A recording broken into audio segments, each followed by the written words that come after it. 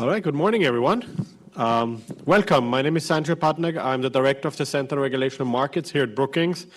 It's a real pleasure to open this one-day conference here today on AI and on multiple dimensions of AI. We have a collaboration here with Philip Hacker from University of Viadrina in Berlin and Sarah Hammer from Wharton. It's been a great collaboration, and we've put together a really interesting program covering a lot of various dimensions of AI. At the Center on Regulation of Markets, we have worked on AI for the last 4 years, where we really focus on the economics of AI, the impact on labor markets, for instance, the impact on productivity, as well as the regulatory aspects. And I really look forward to the various speakers here today, most of which are very accomplished academics around the world. This is a truly international conference, and we try to draw from a lot of different fields and a lot of different countries and universities. So without further ado, I'm going to hand it over to Philip, who is going to give some opening remarks, and then we're going to go into the fireside chat. Please, Philip. Thank you.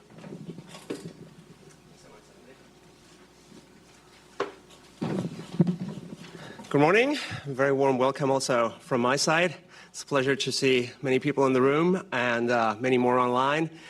It's a great honor for us as part of the International Expert Consortium on the Regulation, Economics, and Computer Science of AI that was founded by Sarah Hammer, my dear friend, colleague, and myself about a year ago, to have you all here. And it's an even greater pleasure to team up with Brookings, such a wonderful institution, which was kind enough to even host a preliminary conference yesterday. It's a wonderful setting, and we're really looking forward to some of the most advanced topics in this space. I also want to take 1 second to thank the Dieter Schwartz Foundation, which is generously supporting the RexAI network and powering a lot of our activities. So what we did actually yesterday, and I just want to say maybe 2 or 3 sentences about it, because it was an invite-only event and it was Chatham House rules, so I cannot share everything. It centered on AI and geopolitics, and obviously there were some sensitive issues that were discussed that I also will not disclose. But we were honored with the presence of Senator Hickenlooper, who discussed his vision for a bipartisan agenda on AI. And perhaps most importantly, I discussed with him the origins of his beer brewing company that he founded back in the days in Colorado. Actually, he got the yeast from a small town in the south of Bavaria where I used to spend all my summers. So incredible. Quick shout out to Miesbach and everybody else on the southern front and the Alps. Anyways, we had more fabulous guests. Miriam Vogel, the chair of NIAC, the National AI Advisory Committee to the U.S. President, was on a fireside chat with me, and she talked a lot about AI liability, the upcoming challenges here. She has a great paper up that's actually public on Equal AI, the website of the company that she is also chairing.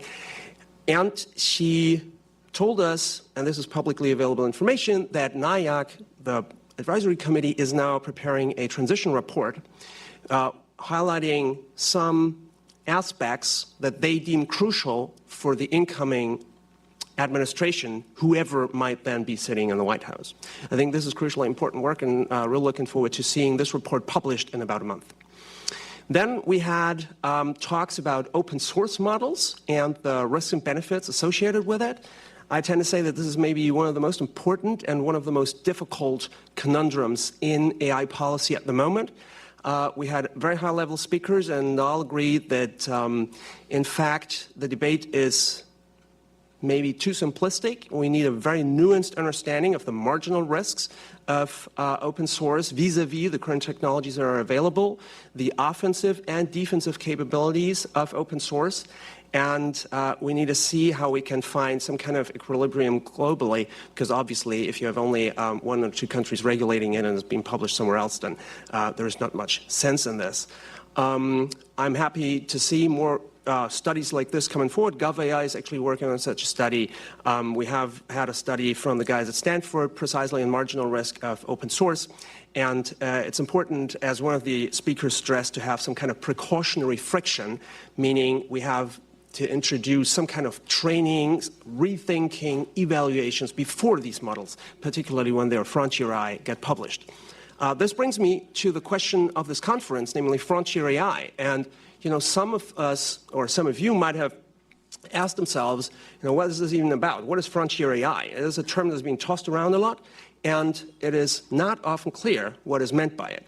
You could say that it refers to the most advanced, capable models that often are general purpose, so can be used for all kinds of different activities, which is also a regulatory challenge in itself because they can be used to, write my grandmother's birthday speech, draw pictures for my kids, or used by terrorists for all kinds of nefarious activities.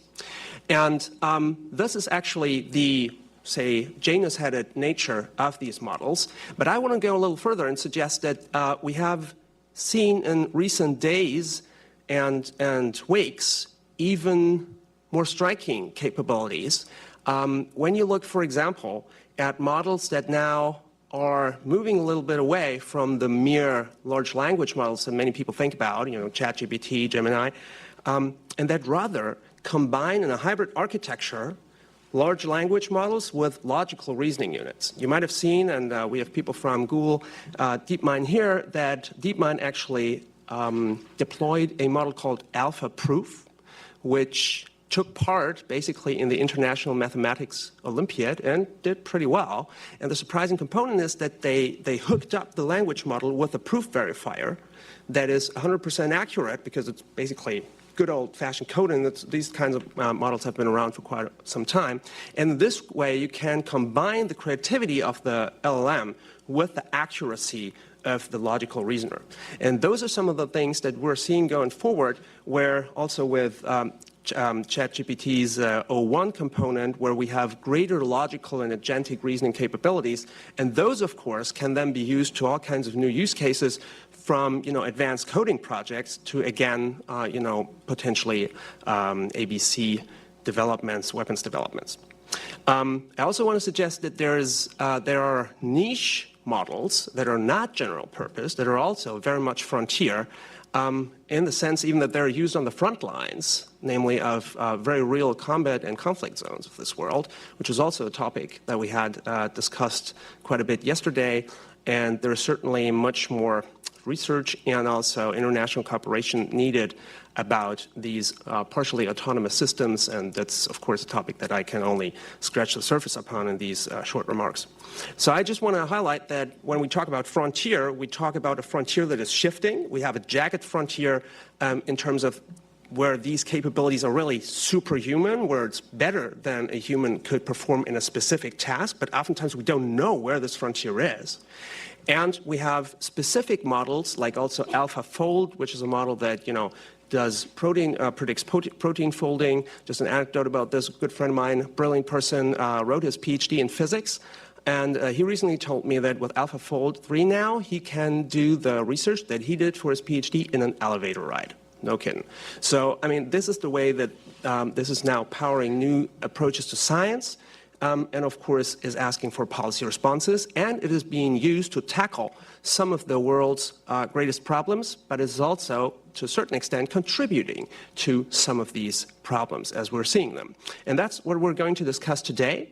We will discuss, first of all, national security and cybersecurity with Jason Matheny from RAND and Sarah Hammer, who will join me on stage in just a second.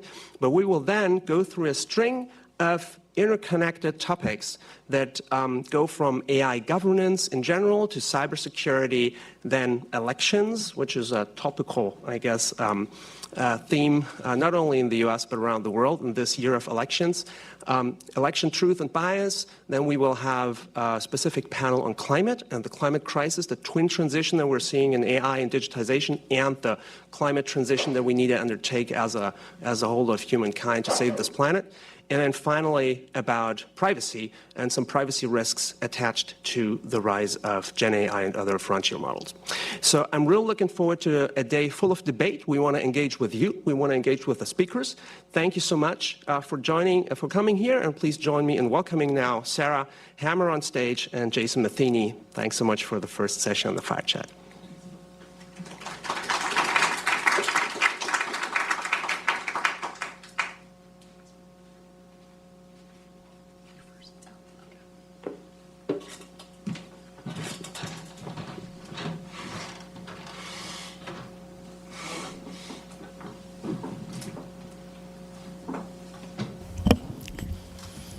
Good morning, and thank you, Philip and Sanjay, for that wonderful introduction and for setting the context for our discussions here today. I'd like to thank you both for your partnership on putting together this event and the Brookings Institution for all of the hard work that's gone into it. And it's my great honor and pleasure to be here today with Jason Matheny, President and CEO of the RAND Corporation. We're going to have a conversation about AI and geopolitics, national security, and the important work that you're doing at RAND, Jason. As Philip explained, we're in an incredibly important time geopolitically, and AI's transformative impact on global dynamics is very apparent. We had several conversations yesterday about how geopolitics and AI are now inherently intertwined, and what we decide and the policy directions that we go related to artificial intelligence will greatly impact how geopolitics develop as well. We're already wrought with conflict in several areas of the world, including a war in Europe and a war in the Middle East. There are significant shifts in employment patterns, and that will be also a topic of discussion today, as it was yesterday, relating to how artificial intelligence will change our jobs and who it will affect. We also will discuss information about the economic inequalities that could potentially arise from artificial intelligence and societal fragmentation. So that said, I'm really excited to have this conversation today with you, Jason, who has an incredible number of credentials and experience, so I can hardly do justice, but I'll try, Jason. Jason is President and CEO of the RAND Corporation, which he'll tell us a bit more about. It's a nonprofit, nonpartisan research organization that helps improve policy and decision-making through research and analysis. Prior to becoming president and CEO in July 2022, he led White House policy on technology and national security at the National Security Council and the Office of Science and Technology Policy. Jason was previously founding director of the Center for Security and Emerging Technology at Georgetown University, and we have some scholars joining us for this event from that fine center as well. Jason was also director of the Intelligence Advanced Research Project activity, IARPA, where he was responsible for developing advanced technologies for the U.S. intelligence community.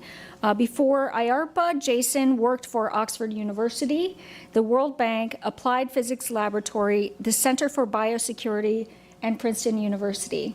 Jason, we're so fortunate to have you with us today, and thank you for your leadership at RAND.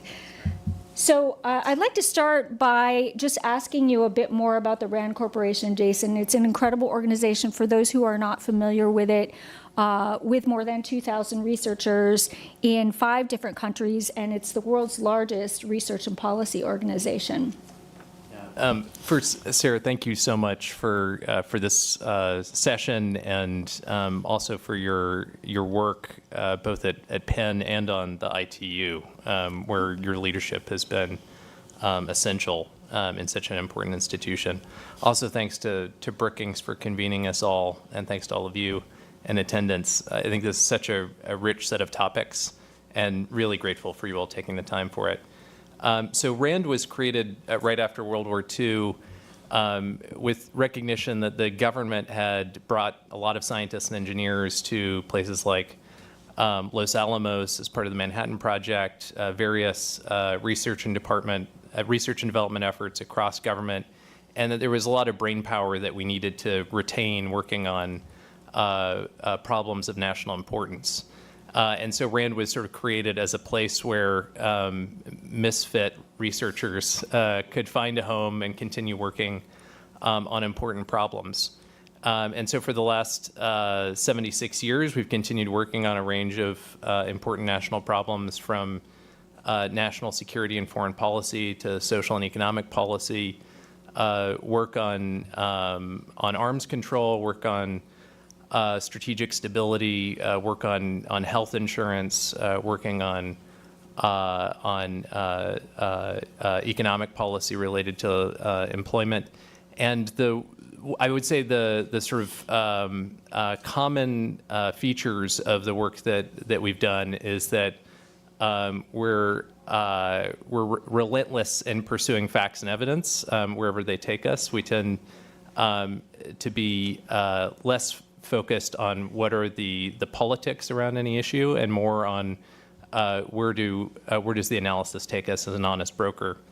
In the area of AI, this has meant a broad range of topics, everything from looking at AI's impact on healthcare, on the macroeconomy, on education, to also thinking about the national security implications. And I think it's probably about half and half in thinking about the role that AI will have as an enabler of new opportunities, of sort of positive benefits for society, in everything from being able to support digital tutors that make world-class education accessible to a much broader set of people, to thinking about its role in developing new drugs and vaccines for disease prevention and treatment, to thinking about the role of AI in critical infrastructure. So, for example, being able to monitor when our bridges need repair or when our roads are in need of a reconstitution. And I think the number of applications is almost endless because we're talking about a technology that's general purpose and whose primary applications that are likely to be consequential have to do with an acceleration of innovation, of sort of an automation of some level of research in science and technology. On the opposite side of what are the downside risks, we do a lot of work in support of the U.S. government and trying to understand how can AI systems be misused. How could they be used by state actors, either for the development of advanced cyber weapons, by non-state actors, say, for the development of new biological weapons? What will AI do to the balance of power, to strategic advantages and disadvantages that countries might possess in the future as a result of AI applications? And what can we do about it? What policy levers does the U.S. and allies have in order to maintain an advantage in this technology? So our portfolio around AI is pretty broad, and happy to dig into any of those. That's wonderful. Thank you, Jason. We appreciate the work that you and Rand are doing. I want to dig in a little bit more about what you mentioned about looking at both opportunities and risks, and you also mentioned the incredible acceleration that AI is enabling regarding both innovation and risks. And we've talked a little bit here yesterday and today about how the two go hand in hand. And it's important for us as researchers, scholars, policymakers, business people to understand how they supplement each other. So we talked a bit about this on our previous phone call, and one of the issues that we discussed was biomedicine, for example. I'm wondering if you can tell us a bit more about that in terms of how can we accelerate science using AI, and then as far as risks go, things like enabling more sophisticated biological weapons, for example. Yeah, and Philip mentioned AlphaFold, which is a tool that arrived sooner than a lot of folks predicted to be able to solve classes of protein folding problems, which are important for a range of biotechnologies, including ones that have biomedical importance. There's other applications of AI beyond developing new drugs, vaccines, therapeutic proteins. There's, for example, applications to better diagnostic tools, better decision support tools in biomedicine, being able to do things like wastewater surveillance for detecting disease outbreaks much faster, and detecting anomalies across varied data sets that suggest we're undergoing some sort of population level health change. So the applications of AI on the positive side are vast. I think the applications on the risk side are much more narrow, but are worrisome. So I moved from traditional public health and epidemiology to national security 20 years ago because of the synthesis of the first virus de novo in 2002, which was a sort of demonstration that synthetic biology had arrived. And the upside potential for that technology is significant. It's being used in important ways. The downside is that one could synthesize viruses that are quite destructive, pox viruses, for example, that could be capable of killing many millions of people.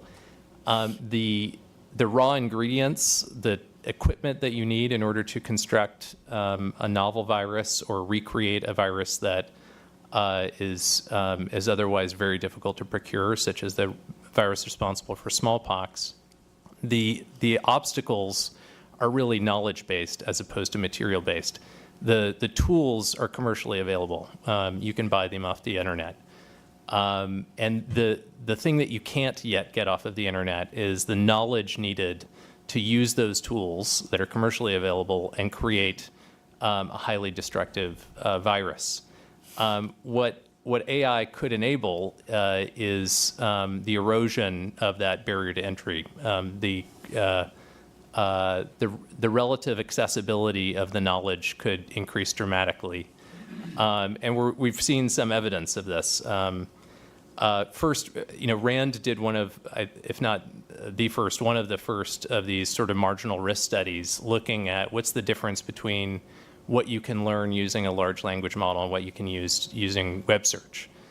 And even about a year and a half ago, it was clear that there were some things that large language models were already better than web search at, and some things that they weren't much better than.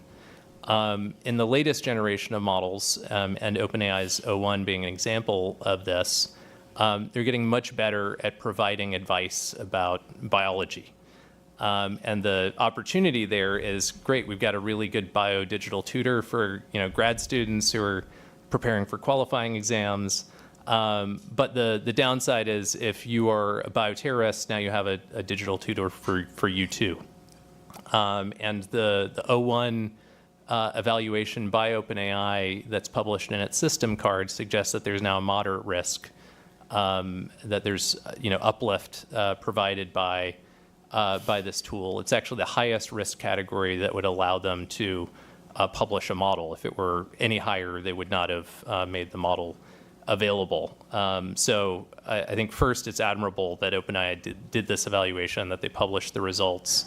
But the trend line suggests that we're developing tools that will be capable of providing bioterrorists with the access to knowledge that they generally lack now, and that's the main barrier to entry for developing very capable biological weapons. Unfortunately, it's a kind of asymmetric risk. That is, AI is not advancing the defenses as fast as it's likely to advance the weapons, because the defenses cost about 10,000 times more to produce. So it costs, in terms of equipment and material and time, about $100,000 or less to make a novel virus. It costs billions of dollars to develop a novel vaccine or antiviral, and that cost is not likely to be significantly reduced by AI because the parts of that cost that drive the total are mostly related to clinical trial requirements, and we're just not seeing a huge impact of AI on that problem. And I think we might see, a 30 to 50% reduction maybe in clinical trial costs due to some recent interesting AI work, but we're not going to see a 10,000-fold reduction in clinical trial costs. So that's one case where the application of AI seems to asymmetrically advantage offense over defense. That's worrisome. That doesn't mean we shouldn't develop these kinds of AIs for biomedicine, but it does mean that we should be really thoughtful about the guardrails for that, in the same way that we have guardrails around other technologies that have offensive use potential. Mm-hmm. Thank you, Jason. I appreciate what you said about guardrails and in thinking about the cost of vaccine development and delivery. I will note that that's one issue that we are very devoted to at Penn and at Penn Medicine. As you know, we have world-renowned vaccine research scientists, including Dr. Weissman, our 2023 Nobel Prize winner in medicine. But we're all grateful that you are working on this very challenging asymmetrical issue in artificial intelligence. I'd like to move us now to economics and labor market impact. That's top of mind for many of us, not only on the policy side, but also for individuals day to day who are thinking about how their jobs may change as a result of artificial intelligence. And I know that RAND is doing some great work on this. The impacts of AI can be significant not only for jobs you mentioned earlier related to issues like transportation or manufacturing and the use of Internet of Things to supplement that, but also for knowledge workers. And this is something that we discussed with many of you yesterday and will continue to discuss today. So one of the questions that's top of mind is Gen AI going to take my job? And I'm wondering, can you tell us a bit more about what RAND is doing on this issue and what you foresee? So, and I know Brookings here has done really good work, and great economists like Anton Koronek are also thinking about the macroeconomic implications of AI. RAND has done some work looking at labor impacts. A lot of this is very uncertain, just because the kinds of tools that will be available in 2 years or 10 years is difficult to predict. I've been surprised by the rate of progress in this field and by which kinds of capabilities came before others. But I think reasoners of the type sort of reflected in things like Alpha Proof or O1 suggest that science and engineering and math could themselves be extremely important applications of AI, given that so much of our economy is accelerated by advances in science and technology. If you automate large parts of science and technology, including the generation of AI itself, that could be quite transformative, possibly on short timelines. Given that the AI companies are quite focused on automating parts of their own AI research and development, I think that's a very important area to watch. I think some of the companies right now estimate that close to half of the AI research and development work that they're doing is becoming automated by using these code generation tools, automating some parts of software engineering, not the highest end parts of their AI research. But if we see that percentage increasing so that it goes from 50% today to 80% in 2 years, that could have really dramatic effects on the rate of future AI development, which itself would accelerate the applications in different domains. And we would have sort of niche applications of new AI models to professional domains that could be quite important for the economy, especially in science and engineering domains. So I think on the positive side, we could see vast improvements on very short timelines in areas like biomedicine, material science, advanced energy systems. We could also see, though, applications to offensive cyber, so using code generation for developing novel malware at much faster timelines than groups of human software engineers. I mean, effectively, if you can take a model that performs at the level of a top 1% human offensive cyber operator and make 1 million copies of that model or have 1 million instances running in parallel, what would that do for a country's cyber capability?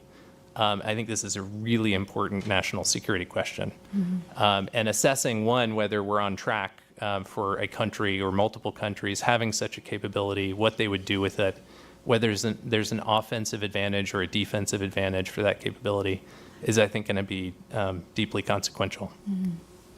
That's so interesting, Jason. We jumped into the topic of cybersecurity and national security, and that's something we'll be discussing later today. I'm just curious, we discussed earlier when we spoke on the phone model explainability, and I'd just love to hear your thoughts on that as a potential step that can be taken, especially regarding certain types of Gen AI models. Can it help us in our cybersecurity regulation, policymaking, better understand how attacks can happen and also how to create defenses? I think overall increasing awareness of what models are capable of and what models are actually doing mechanistically is really valuable. And for the former, performing tests and evaluations of models, doing benchmarking, seeing how their capabilities increase over time, that's just robustly good. I mean, we do this in other critically important technologies. We try to understand whether they're getting better, how they're getting better, and how they can be applied both in ways that are beneficial and ways that are malicious. So evaluations and benchmarking, that's areas that's in need of even greater investment. We do some of that benchmarking and evaluation work. A lot of other organizations are as well, but it's important that there be third parties doing those evaluations. I think the companies have been pretty thoughtful in doing their self-evaluations, but we don't want to rely on folks grading their own homework. We really do need society to have the ability to independently evaluate the performance of these systems. On the second topic of being able to explain or interpret what the models or tools are themselves doing, there are a variety of encouraging results on things like mechanistic interpretability of models, which makes somewhat more transparent how a model is achieving a certain result. These are, by their nature, fairly opaque systems as they're constructed. The ways in which these models operate don't map directly into human reasoning. So if you're trying to understand how these models work in ways that we can develop a kind of intuitive grasp of, that can be quite challenging without advances in things like interpretability or explainability. So further, and this is more at the kind of fundamental research stage, so for places like NSF, is making investments in understanding how models are achieving certain results, how models actually operate, is, I think, going to be increasingly important. Thank you, Jason. That brings us to a larger question about geopolitics and AI. The issue of cybersecurity and national defense is, of course, integral to this. But I know you and Rand are doing some thinking about how to think about AI, how to think about Gen AI, and it becoming, or already is potentially, a tool for geopolitical competition in the way, perhaps, that nuclear weapons have been. So I'd love to hear more about your thinking on that, the research that's being done, for example, and what may be some changes that should be made in our framework for thinking about geopolitical competition. Yeah, so Rand's work in thinking about nuclear technologies shortly after World War II was credited for coming up with strategic stability through things like mutual deterrence, coming up with verifiable arms control agreements, and understanding sort of what are the risks if we don't manage arms races. I think we're going to face similar kinds of problems with AI, highly capable AI. There will be a great temptation, I think, to race in ways that could be a race to the bottom on safety and security. And just like nuclear technologies that have a range of civilian applications, AI will have civilian applications. It will also have military applications. So it's not a technology that you can just put in a box and bury. It's a technology that we have to figure out how to develop responsibly. And we have to be clear-eyed about how countries are likely to apply this technologies in ways to their own advantage, which might be disadvantages for the United States and allies, particularly in the cyber domain, but possibly also in others, including its application to kinetic weapons, autonomous weapon systems, decision-making support for military decision makers, increased intelligence, surveillance, and reconnaissance capabilities, being able to make sense of very large volumes of data that give one country or another an intelligence advantage. So I think there is a competition already. We see different components of this competition, which includes a competition over compute, which is based on semiconductors. And we see important parts of a U.S. and allied strategy related to things like chip export controls, controls around semiconductor manufacturing equipment, which seem pretty essential to a U.S. and allied strategy.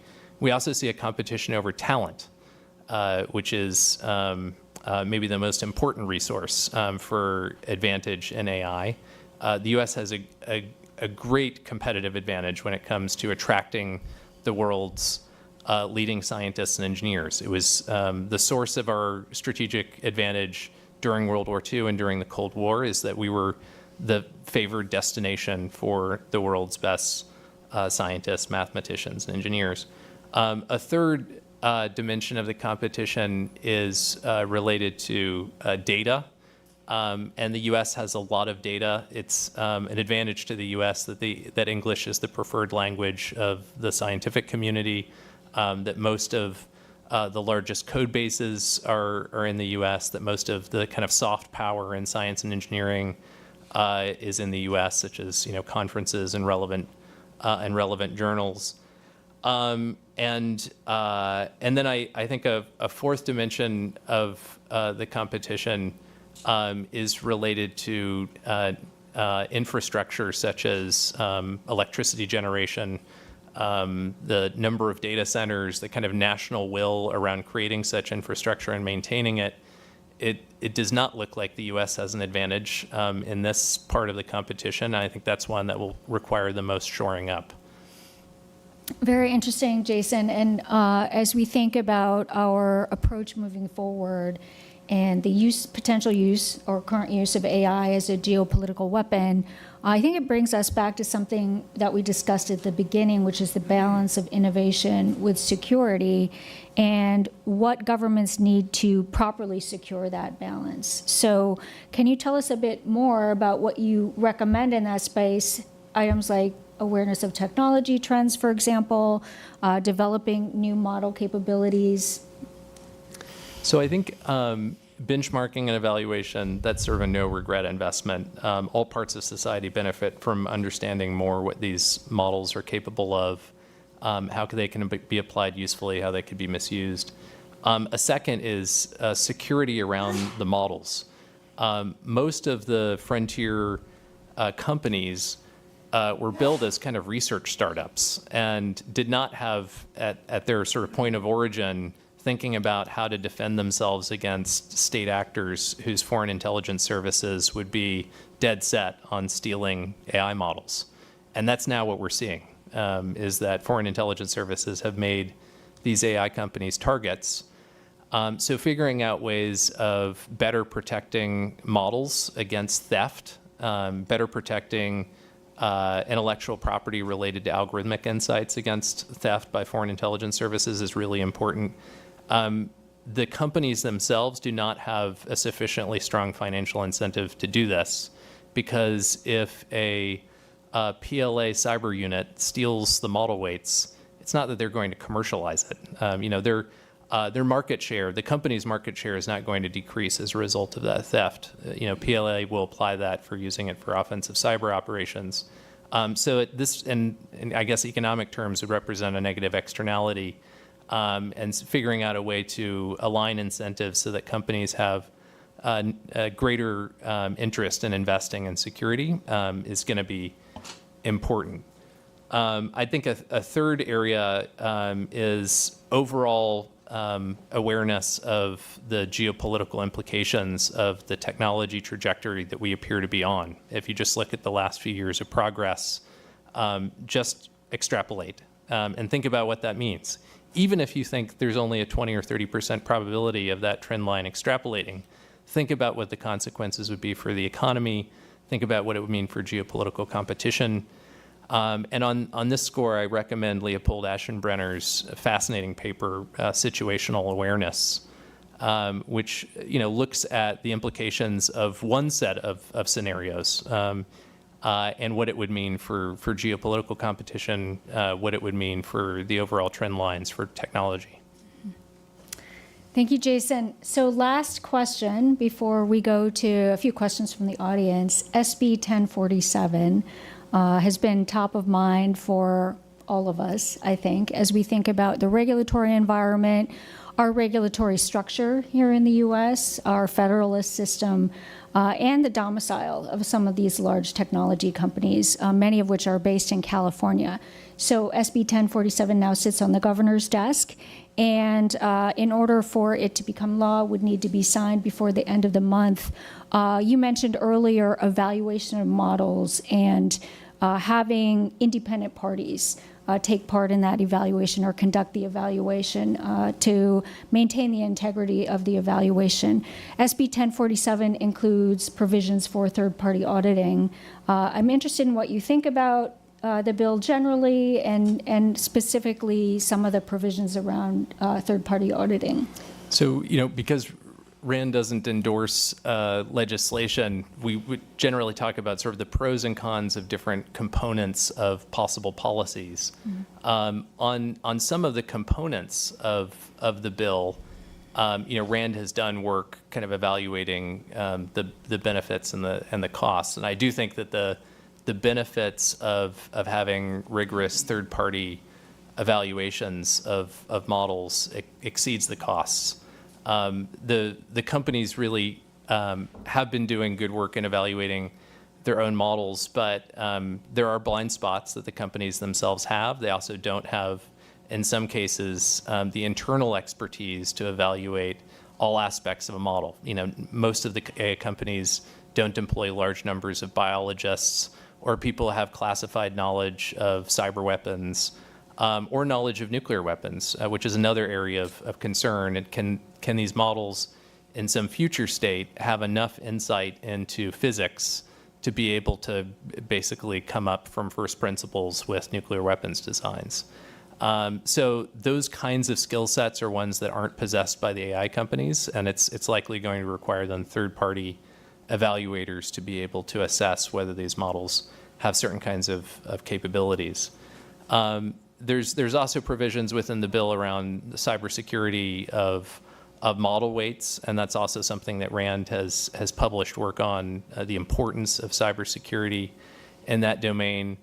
There are also some questions about liability that RAND has done some work on. I mean, I think our overall sense is there's actually already a fair amount of liability for models. I mean, it hasn't been tested in courts, but I think there's sort of a presumption of liability, whether it's SB 1047 or others, or other bills that would imply that there's going to be a need for explicit definition of additional liabilities is, I think, an open question. I don't know that we've evaluated that question specifically.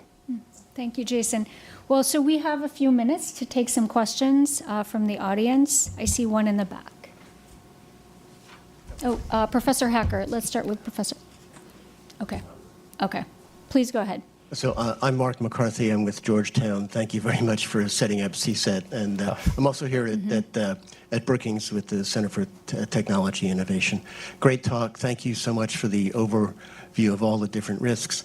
One thing I don't think you touched on very clearly was the question of open source models and what to do about them. There's a big trade-off discussion about whether they should be allowed because they help innovation and advance competition, or whether their availability of the model weights creates an enormous national security risk. What are your thoughts on that? First, my thanks to Brookings for having a discussion about this yesterday. Carnegie, just next door, has also done great work around this topic. I think that there's a nice discussion of what we can sort of agree on and where the key areas of disagreement around open source versus closed models that Jacob Hellberg recently published in the Republic. And I think that when it comes to like 99% of models, I think there's general agreement that those models are not going to pose significant risks, that we understand sort of enough about those models not to be concerned. For the 1% of models that we might have more concern about, which would be, at the sort of bleeding edge of the frontier, part of the challenge is when those models are deployed, we don't yet know enough about their misuse potential. We don't have a third-party evaluation system in place yet. We haven't done a lot of red teaming. The red teaming that has been done of open source releases so far has not, I think, been sufficiently sincere in imagining how the models could be misused. For example, some of the open source models, when they were initially red teamed before release, they had all the guardrails kept intact, even though less than 24 hours after release, all of those guardrails could be trivially removed. And then the models could be fine-tuned on, for example, biology texts that could provide much more detailed information. So I think evaluations of open source models need to assume that you actually have an intelligent and a sincere adversary that's planning on using those models and test them accordingly. But I really think this concern is limited to about 1% of cases. So let's focus there and think about what are the governance trade-offs. In general, open source development of software has served society very well. And I think we would want to err on the side of openness in 99% of cases. Thank you. Professor Hacker, I think had a question.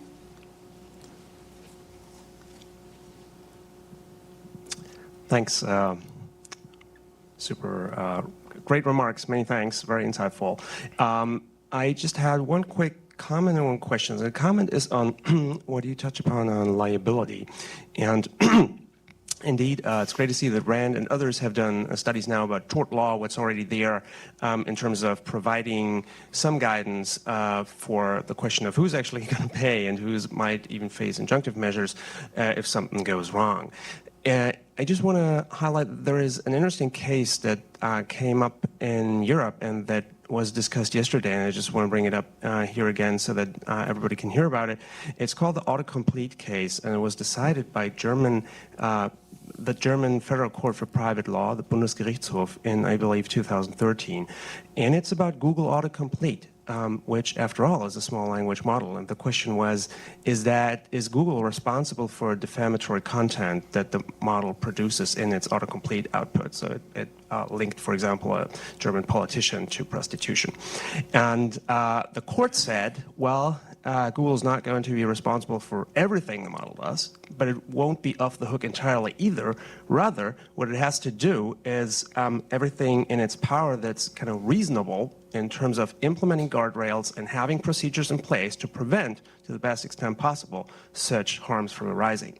And that could actually be applied across the whole value chain, I think. And you could say that, model developers have to do, as you describe it, proper tests and exercises, including the potential of models being misused by intelligent near-peer actors, state actors, or sophisticated non-state actors. And then down the chain, also, if you're a fine-tuner, you have the same exercise for your fine-tuned model. And then if you're a deployer, you have to make sure that, you have your guardrails in place when you actually insert the thing into some kind of decision-making system. So that's just one case I wanted to bring up because that's, I think, the closest analogy that I can find for the questions of liability at the moment. The question that I have is born out of some of the conversations we had yesterday about early warning signs and early warning systems.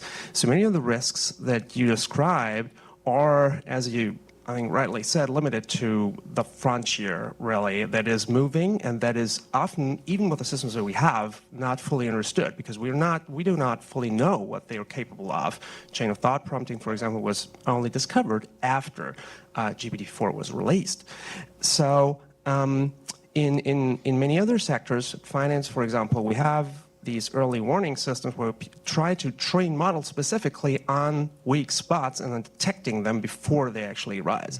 Is this something where we could see perhaps more research, more efforts being done to develop early warning systems for model capabilities and for actors using them to a certain extent. I mean, there is, for example, of course, discourse around compute control and so on already, but I'm thinking also more specifically about models that would, look at some of these different scenarios, ABC weapons production, intelligence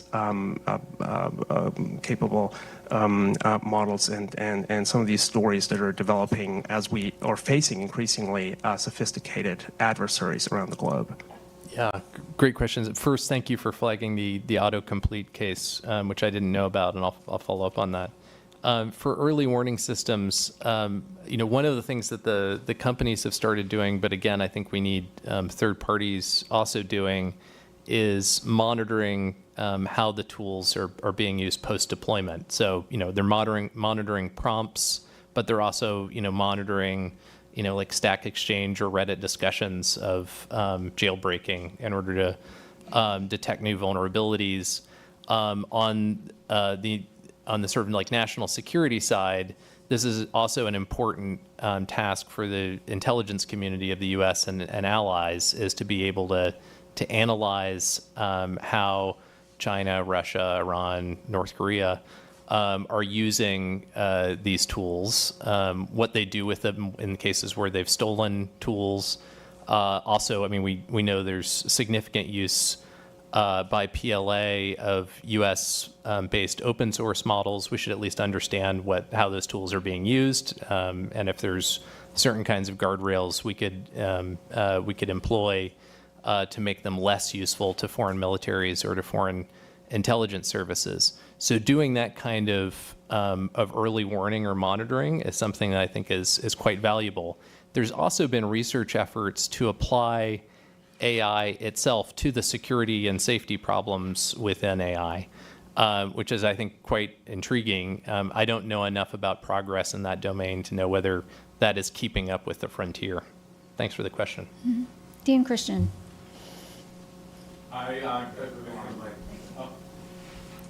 Hi, Jason. Thank you. I'm Ramaya Krishnan from Carnegie Mellon. Brilliant presentation.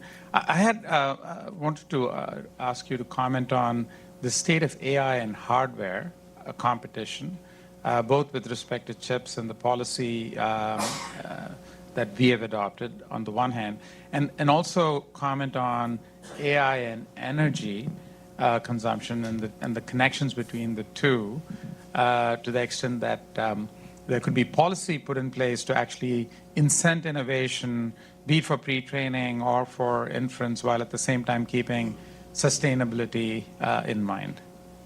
Great questions. First, on our sort of chip strategy, there's the kind of offensive element of that and the defensive element. We have the CHIPS Act, which is working to strengthen our domestic capacity for chip manufacturing, which has eroded, significantly over the past few decades, and now having most advanced chip manufacturing concentrated in Taiwan. Over 90% of our leading edge chips relevant for AI are manufactured by one company in Taiwan, which is geopolitically fragile. And the economic consequences then of a Taiwan scenario could be catastrophic economically for the world and the U.S. Because of our dependence on semiconductors for everything. So the CHIPS Act is an important way to sort of reduce risk in the chip supply chain. On the other side, we have export controls, which have been aimed at limiting competitors' access to key microelectronics, the chips themselves, but also the semiconductor manufacturing equipment. The U.S. and allies have a really enviable position in the U.S. supply chain when it comes to chips. We have most of the design companies, like NVIDIA. We have many of the most important tool companies, like Applied Materials, Lam Research, in the Netherlands, ASML, and also a few in Japan, like Tokyo Electron and Canon and Nikon. So there's a lot of advantages because the chip supply chain has strong concentration in the U.S. and allies. That gives us a lot of advantages then when we want to leverage that position to reduce our competitors' access to the leading edge of compute. The United States has attempted to do some form of that through the export controls on chips and through multilateral controls around semiconductor manufacturing equipment. I think that has slowed down China at the leading edge. I think that's part of the reason why China is not developing frontier models of the same scale or performance level as the United States. And cumulatively, that advantage grows over time with the U.S., but only if implementation of those controls succeeds. And I think that's where it's been challenging. Our institutions that are responsible for the implementation of those controls have been at low levels of funding over many years. There aren't that many control officers. There's very little intelligence support. So that is an important area. Thank you. Well, I see no more questions. Oh, I'll take both of the questions in front quickly, and we'll take them at the same time, and then I'll let Jason choose what he would like to discuss, and then we'll go to closing remarks. Yep. Hello, thank you very much for this fireside chat. My name is Colin Shea Blymeyer. I am a research fellow at CSET, thank you. And my question is about over-indexing. So I've read situational awareness, and so one over-indexing problem we might have there is if we put sort of too much belief in Aschenbrenner's projections, is there danger there? And then secondarily, we've talked a lot about national security from a weapons perspective, but what about a propaganda perspective? You say 99% of open models are safe, but certainly all of the stable diffusion-like models have been used for development of propaganda images. Is that safe? So these are sort of two questions about over-indexing. Great.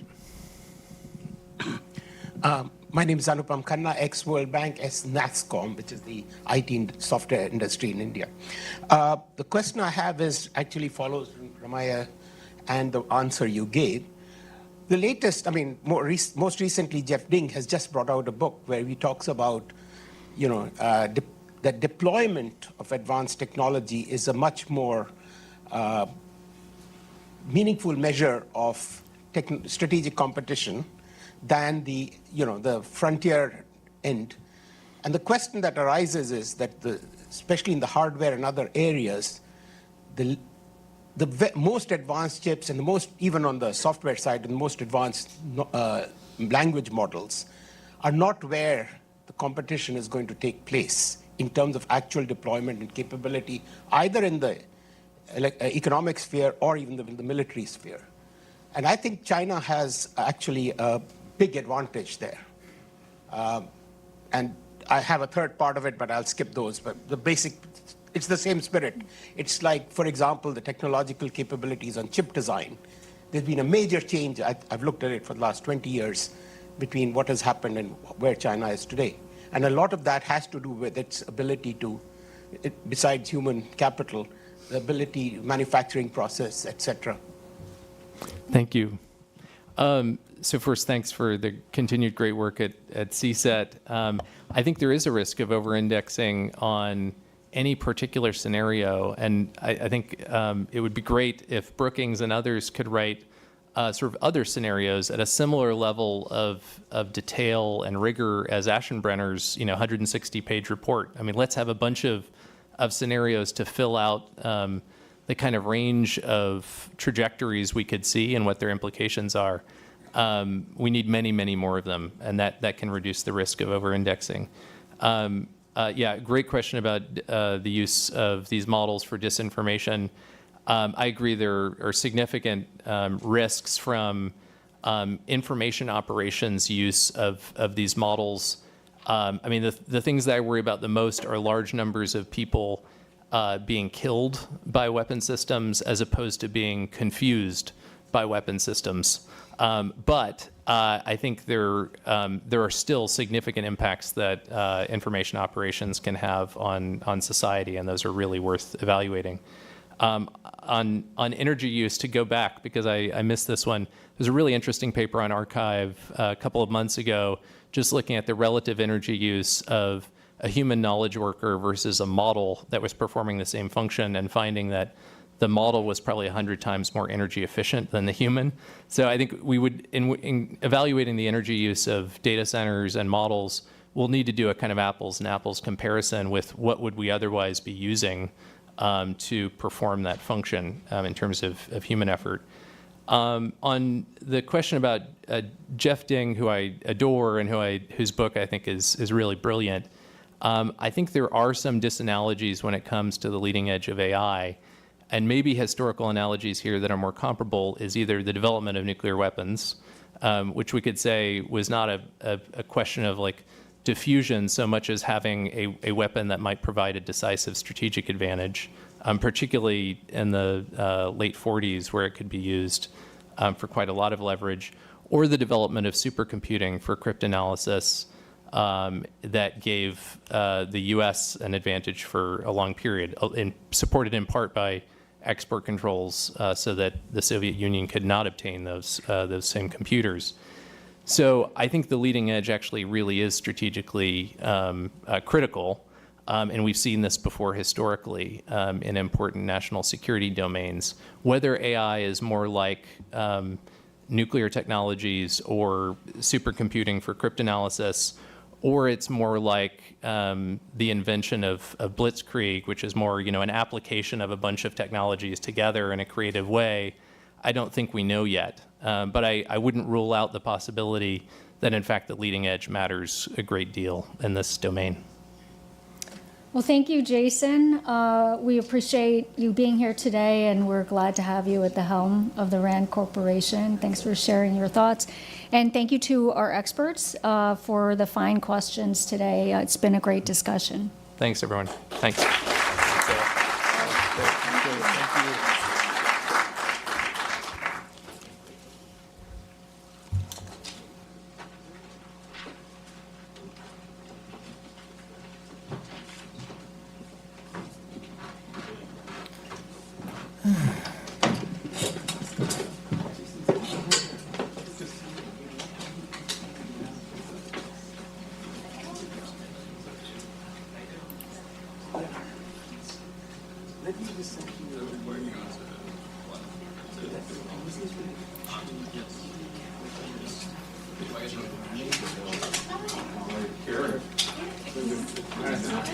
No, my wife is.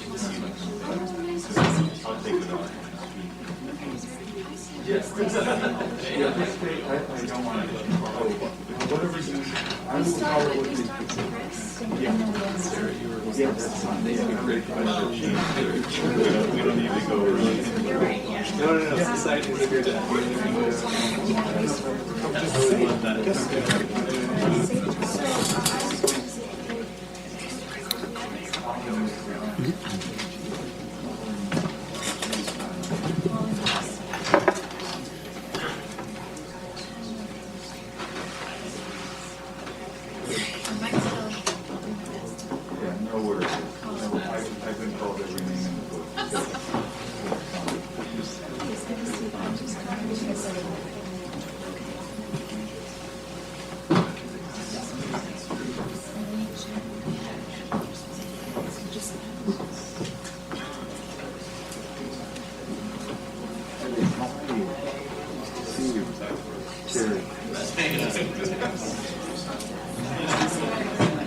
Hi, Sarah. How are you? Great to see you. Yeah, thank you for the invitation. Oh, is that right? That's what you said. Oh, maybe I know the metro system. You know that was Hi there. How are you? Good to see you. Good to see you too. Great. You're so lucky. You are really lucky. And you are too. You're very lucky too. So this is terrific. We're missing the chair. Oh, yeah? Oh, okay. What school is this? Oh, is that right? We should just start. Just start. Just going to do a run on this side.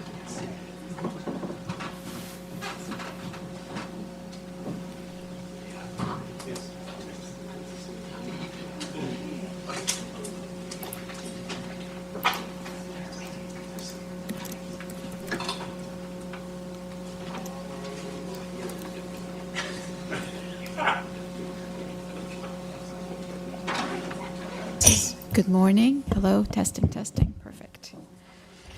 So, good morning, everyone. My name is Sahil Assar, and I will be moderating this panel. It's my great privilege to be here. Thank you to Brookings and to Professor Sarah Hammer for the opportunity to moderate. We have an exceptionally incredible panel that I'm privileged to moderate, and I would like to just take a moment. To my immediate left, we have Adams Prassel, Professor of Law and Vice Dean for Research at Oxford Law Faculty, the Magdalen College. To his left, Professor Carrie Colonese, Edwards Shills Professor of Law and Professor of Political Science, Director at the Penn Program on Regulation, the Penn Carey Law School, University of Pennsylvania.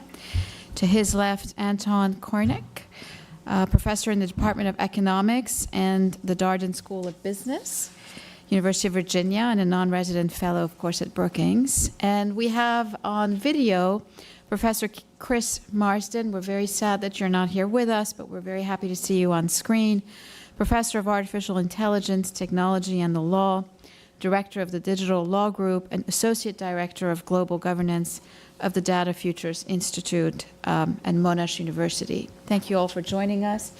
I'd like to just start with a few comments, and then I will turn it over to our distinguished panelists. As many of you know, AI is poised to add a staggering $25.6 trillion to the world economy as of 2023. It could potentially automate 2/3 of jobs, and the query is always, will they be complemented by AI or substituted? In 2023, global market size was close to $208 billion. By 2030, it's predicted that it will likely reach $2 trillion. And organizations need for using tools to mitigate risk of generative AI. And therefore, companies should envision a modern governance which makes AI accessible, and we've been talking about guardrails and the like. Today's discussion it provides a global view of these challenges, and in particular, we will be looking at the need to define standards for responsible AI use, to strengthening government-wide federal AI and use policy, authority and requirements, establishing governance charters as needed, creating public accountability, and where necessary, streamlining and harmonizing laws, and the view of the regulators in terms of protecting the public from adverse effects of machine learning. To that end, I'd like to start the presentation with Professor Chris Marsden, who will lead the charge. Professor Marsden? Okay, thank you. Can you hear me okay, Sahel? Yes, perfectly. Excellent. All right, I'm going to share a presentation with you because I can't be with you. You can see that by my background, I'm somewhere in space. I'm actually 250 meters from Brookings, but I actually have COVID, so I am sparing you all the potential of super spreading. We thank you for that. Fourth year of the pandemic. And thank you to Carrie for wearing a mask as well. I think that's really responsible in our current situation. So I will share the presentation with you. And with apologies to Jeremiah, I am going to be a Jeremiah on the panel. So you'll have two in a way here. So a couple of things first. I'm talking about the AI crisis of 2027, so I'm projecting forward slightly. The Nautilus has nothing to do with it, except it's just a beautiful demonstration of the golden mean. And just to say quickly, I've been doing a lot of work in this field over 30 years. You can probably hear by my accent that I'm not from Australia, originally from the UK, from Liverpool specifically, and I've taught everywhere. It seems over the years the life of an internet lawyer was precarious back in the late 1990s, including, of course, I spent 2.5 years at RAND, but about 20 years ago, so long before Jason was there. And I'm currently, of course, in Melbourne, although Monash also has a campus just outside Florence in Italy, and I'll be just outside Florence for the next 6 weeks, so if you find yourself there, let me know. And for those of you who can't bear to be separated from me, despite the fact that I'm obviously sitting 250 meters away, once I'm negative, I hope to be at the Telecom Policy Research Conference on Thursday Thursday and Friday, so I might be able to see some of you there if you're proper telecom geeks like me. Okay, so this is going to be a slightly contrarian presentation. It's worth saying, in the world, very little is changing. We are in a world of decaying stasis. Populations, with the exception of a few countries, have reached close to their peak. We're slightly topping up populations in some places, Australia and the United States, for instance, through immigration, but the natural rate of population growth is declining. And so we need a new thing. We're in this world of the Washington consensus seemingly everywhere. We are rentier capitalists in a way. All our countries have become what Switzerland always was. We've become a world of universal digital consumerism, smartphone societies, living in our filter bubbles, in what some people call the Kardashization or the globo-trashization of our cultures.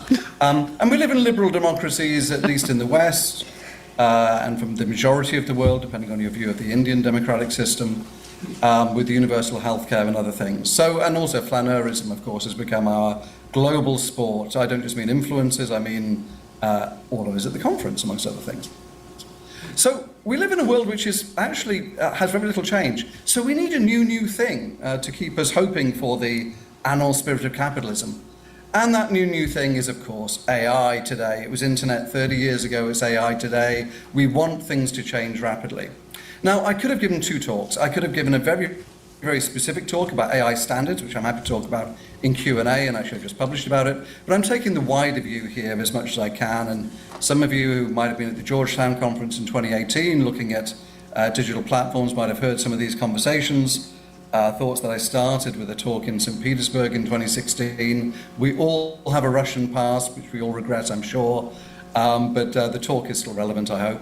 And it's worth saying that in 2018, I was talking about the need for a new type of supercharged regulator, or co-regulator, as I'll explain. And since 2018, we've, of course, had all kinds of new digital hypes. The platform hype, caused by many of us being locked in at home. The NFT hype, caused by poor old artists not being able to sell things in person. And then many con artists getting involved together with the real artists. The crypto crash of 2022. And, of course, last night, former President Trump launched his new crypto coin, which he doesn't even own. And of course, the AI hype of the last couple of years. See all the above, wrap it all together, add it to the dot-com boom, and we are where we are today. So let's think about the crisis that's coming, because we have obviously overhyped all of these things.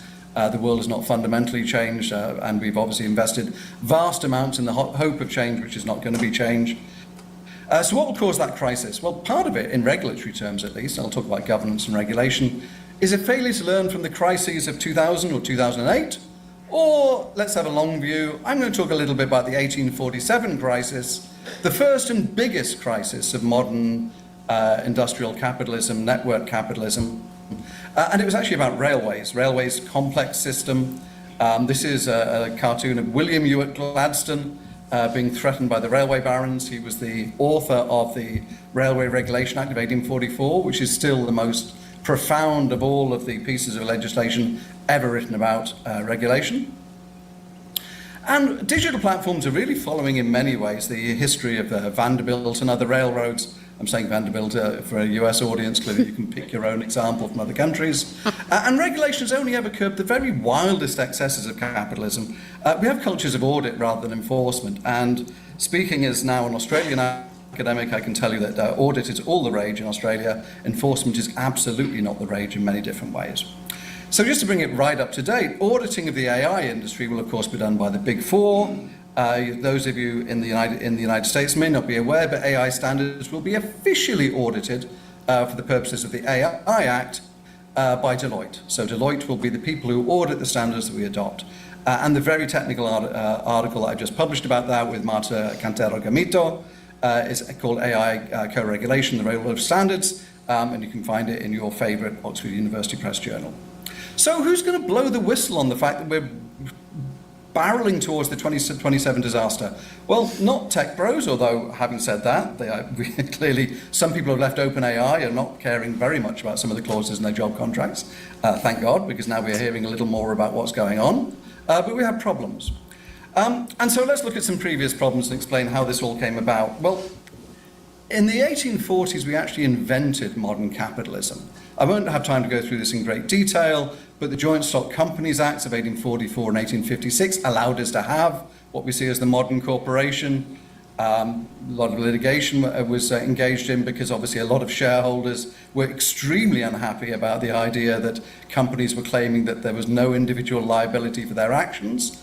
That might be familiar to those of you who invested with Sam Bankman-Fried over the years. We also, or indeed before that, go on. Insert your own fraudster. And also the Limited Liability Act of 1855, Joint Stock Companies Act, which was incorporated in the Joint Stock Companies Act.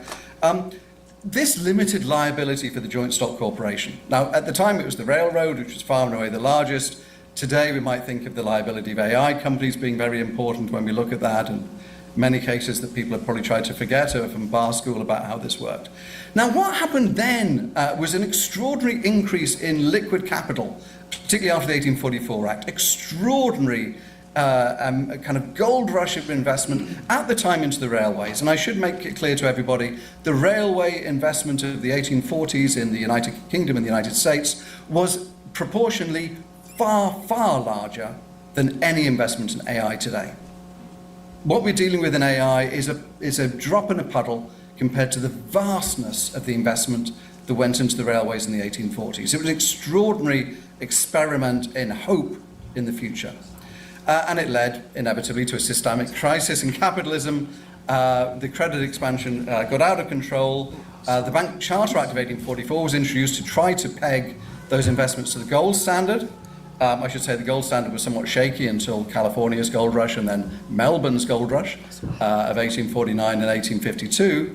But the attempt was to stop the massive expansion of credit that occurred with vast investment in railways. Now, the problem was, of course, the regulation didn't include shadow banking, as we would now call it, and there was a shadow banking crisis as a result, resulting in a credit crunch driven by and you will have different opinions about this, natural or unnatural disaster associated with the potato blight that particularly affected Ireland and Scotland, and Belgium for that matter, but affected the whole of Europe at that stage. So the result of this, and I won't have time to go through the history, the Bank of England had a run on bullion reserves. The cost of famine relief had to be offloaded onto Ireland, which made the Irish starvation even worse, by the way. That itself didn't work because of capital outflows for railroad investment in the United States from the United Kingdom. Remember, this is 1847, so this is before the transatlantic telegraph, but nevertheless. And in the end, the only thing that the British government could do to save the Bank of England was to suspend the Bank Charter Act, effectively to move off the gold standard, and to accept that they were in a world where they'd unleashed this limited liability on corporations, which they weren't able to control very well. All right. So this is some very select reading on what those things mean. And in the last minute, maybe I should just say that I think it's really important that we learn lessons, not just from the 1847 crisis, which some of you will find much more interesting than others, but also from previous crises. The book of liability discussions that we're dealing with in AI in 2024 is so similar to what we were reading 30 years ago when it came to talking about internet liability and what we did about those companies, who turn out to be exactly the same companies, of course, we're investing the most money today in AI. And I should say, I'll just flash back a couple of slides, forgive me for this. So the bottom right-hand corner there, Regulating the Global Information Society, was a book which I put together in 2000, which we actually launched next door to your left at the Carnegie Institute in 2000. So these things are not new, these crises are not new, and I'm really looking forward to seeing what we do out of the 2027 crisis. So looking forward to the discussion, and thank you for the invitation. Thank you particularly to Philip, who has been leaving treats outside my door as if I'm a stray cat to keep me fed during my isolation. So thank you very much. Thank you, Professor Marston. That was incredibly helpful and useful background. Professor Adams-Prassel, if you mind continuing this conversation? Very gladly so. And I think what we might now want to start thinking about a little bit is how can regulators react? What can regulators do at this particular stage? And there's one tension that we're starting to see emerge in particular across different jurisdictions that I want to think about a bit. And that is the tension between regulating the technology or what we might think of as a sort of omnibus regulatory regime, or to return to our more traditional approach, I think, of thinking about very sector-specific regulation. And I'll use some European illustrations, but I think it is a tension that regulators all over will have to start grappling with. Now, to some extent, I should say as a preliminary remark that this is a debate that's about as old as regulating technology in and of itself. So in the 1990s, a bunch of computer geeks get together in Chicago, have a big seminar on regulating computers, and Judge Easterbrook, a famous professor, rocks up and says, well, actually, you guys are wasting your time thinking about regulating technology here. Perhaps Chris would agree with this to some extent. You know, this is, he says, the law of the horse. We've got lots of different rules that will apply here. Just as we don't regulate horses specifically, why we should think about regulating technology specifically. Now, that approach, I think it's fair to say, is not entirely uncontroversial. And you get people like Lawrence Lessig and others pushing back quite hard and saying, actually, there are quite a few things that what we used to call cyber law, or we now more think of AI law, technology regulation more broadly, can teach us. Amongst other things, and that's, I think, really fascinating, both the limits that law has as a regulatory device when faced with emerging technologies, but also, more intriguingly, I'm a law professor after all, how the law can escape those limits, and actually what value the law can add when we can escape those limits. And so that's why we're then faced with this kind of thinking about how do we best tackle the novel challenges that arise from the kind of AI applications that we've been talking about for the last day and a half. Now, let me make one thing very clear. Just because the technology is new does not necessarily mean that existing rules are no longer fit for purpose. It's a very easy trap to fall into. Ooh, there's a shiny new technology. We need a completely new set of rules to go after it. We have to be very careful that even as we focus on gaps, on the need for emerging regulations, that does not mean that at the same time we're chucking out everything that's been there before. And one very concrete illustration of this, I see Brookings even has something on it on their website yesterday, is bias. We talk a lot, rightly so, about AI bias and discrimination. Actually, existing norms in discrimination law can go a long way towards tackling those kind of challenges. Having said that, rather than going through a long list of existing norms, which would be fairly tedious, I think let's think about the new norms that are starting to emerge.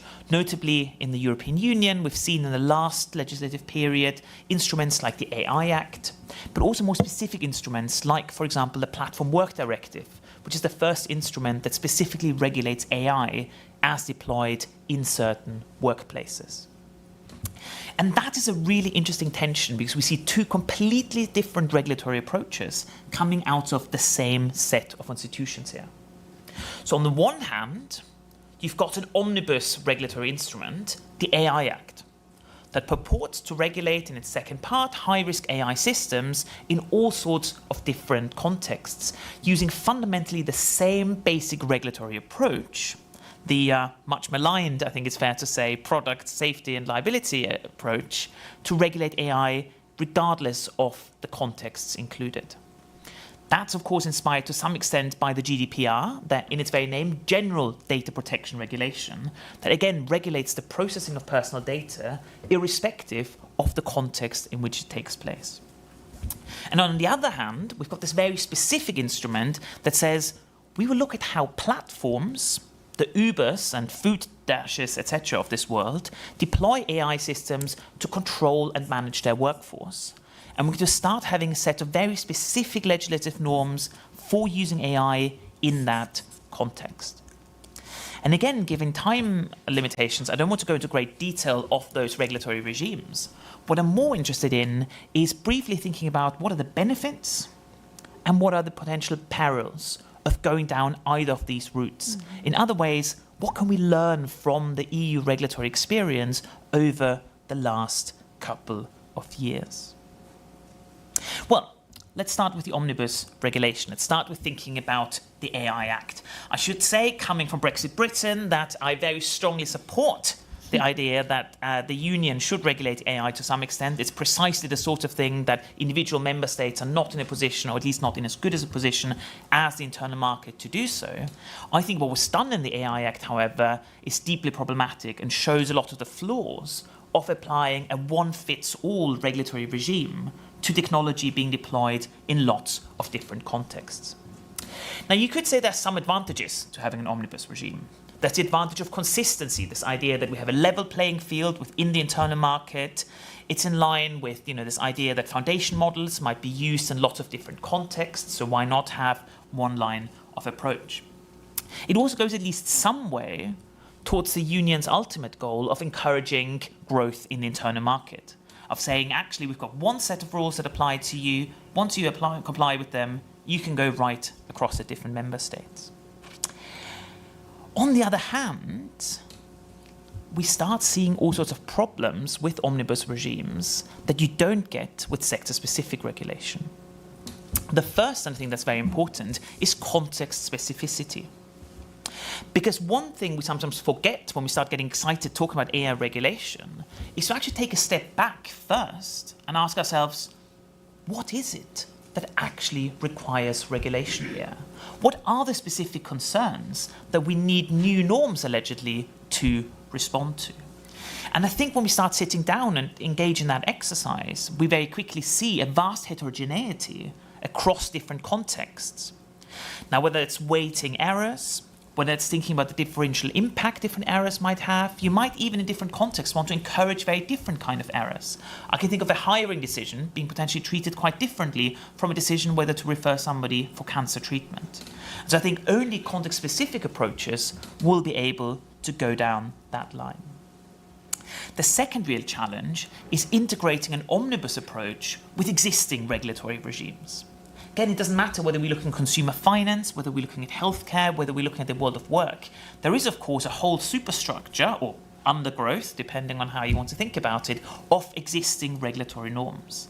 And again, there are very different approaches in each of these sectors. And so having an omnibus instrument potentially means that it's very hard to then slot that into our existing regulatory approaches and regulatory categories, creating extra red tape, creating gaps in regulation, creating gaps in enforcement.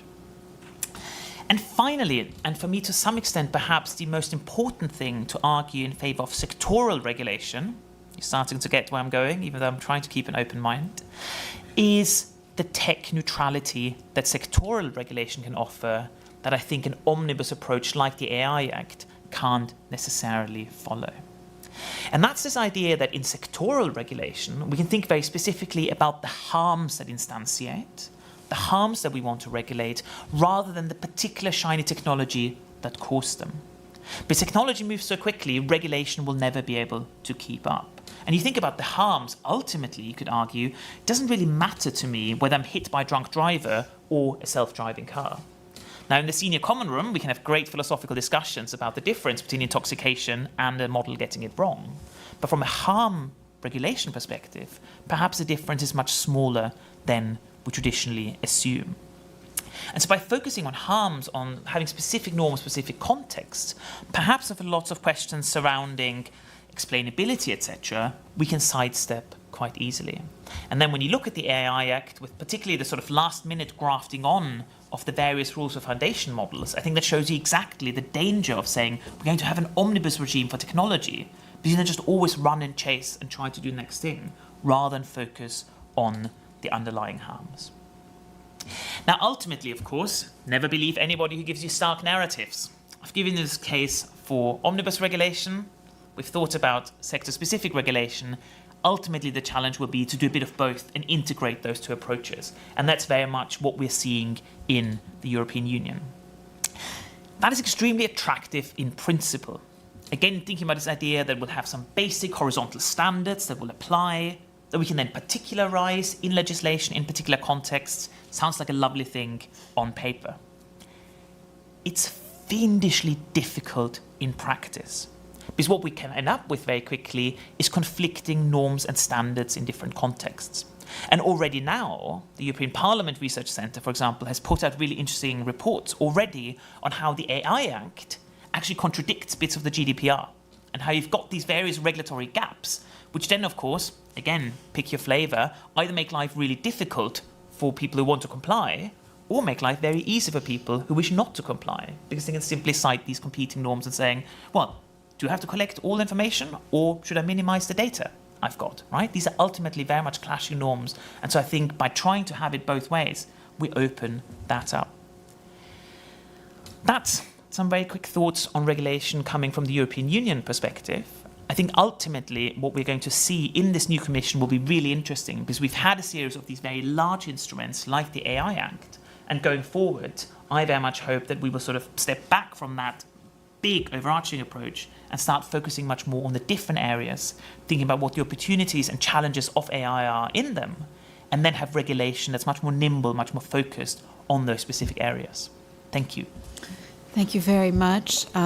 Speaking of focusing a bit on the harmful aspects, I'd like to now go to Professor Kornick, if I may. And really, Professor Kornick, if you could just speak to some of the challenges with respect to how innovation can actually be harmful at some point. We look forward to your thesis. And then I have some follow-up questions afterwards. Thank you very much. And thank you for including me in this really fascinating event. So I am the dismal scientist on the panel. I'm the only economist. And that comes with its benefits and disadvantages. So what I want to talk about is, I first want to talk about this vast degree of uncertainty that we are currently facing in our technological future. And that relates a little bit to what Chris was already speaking about earlier. So Chris's scenario was that, well, there may be an AI bust in 2027. I will expand the range of scenarios a little bit. Maybe we'll have AGI in 2027. That's a bit aggressive. That's beyond my median expectation, but I wouldn't rule it out. I guess I should say you should all put your seatbelts on, because this is going to be a fascinating part of the discussion. So, yeah, what is the best approach to vast uncertainty? The best approach is to engage in scenario planning and to span out the range of possibilities, maybe on the more aggressive side, that we will have artificial general intelligence in 2027. On the less aggressive from a technological perspective side, maybe Chris's scenario that, well, maybe this won't really go anywhere, and we will sink hundreds of well, not hundreds, but let's say tens of billions of dollars into a promise that won't materialize in the next 3 years. And in between, there are a few other scenarios that I actually consider quite realistic. So perhaps it's not going to take 3 years, but 10 years until we have AGI, or maybe even 20. And the big challenge for our policies, both regulatory policies in general and economic policies more specifically, is we need to be ready for all of those scenarios because, well, as you can hear, for example, on this panel and throughout this conference, there is a lot of very well-informed people who tell us that each of these scenarios actually has credibility, that each of these scenarios is plausible, and that we don't want to be caught flat-footed. So let's say our main scenarios are, this is not going anywhere, this is going to take off in 3 or 5 years, and then something in between that it's going to take 20 years for us to develop artificial general intelligence. What are going to be the economic implications? What are going to be the societal implications? And what are going to be the challenges that we will face in each of these scenarios? Well, I'll make my job really easy and I'll say, if this is not going anywhere, then yes, we'll have to write off a few investments, but we kind of know how to do this. As Chris pointed out, we have a long history of doing that. And yeah, it's going to perhaps create some financial difficulties here and there. but overall, by 2029, we'll have recovered again. The scenario that's going to require a lot more preparation because it is so different from the way that our world has played out over the past 200 years is the AGI scenario. So what exactly is AGI? Artificial General Intelligence is kind of, there are lots of definitions, but a good one from my perspective is it would be an AI system that can essentially fulfill any cognitive task that a human can fulfill. And since I'm an economist and since this is what's kind of most relevant for public policy, let's limit ourselves to economic tasks. Like the AI doesn't need to be spiritual or whatever. It needs to be tasks that are useful for the economy. What would that imply? Well, right now, cognitive tasks are the most highly compensated tasks in our economy. And about 2/3 of all labor income in our economy derives from some sort of cognitive labor. If AI systems can perform that same labor at what looks now a minuscule fraction of that cost, then wages are going to face severe pressure. So this is going to first happen in sectors where there is a lot of competition. Think, for example, consulting or banking, where if you have an AI system that can do exactly the same thing, or a human, the competitive pressure is going to favor the AI. In other sectors, like, I guess, I'm at a university, the competitive pressures are not quite as strong, and I have tenure, so maybe that buys me a few more years.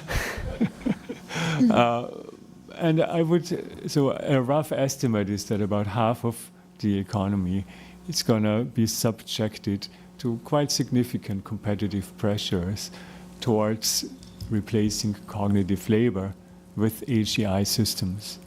The other half is going to be somewhat protected, but I mean, imagine that kind of world where all the bankers and consultants are losing their jobs, and then you have a few, well-paid professors and think tankers, and that's not going to be sustainable for that long, right?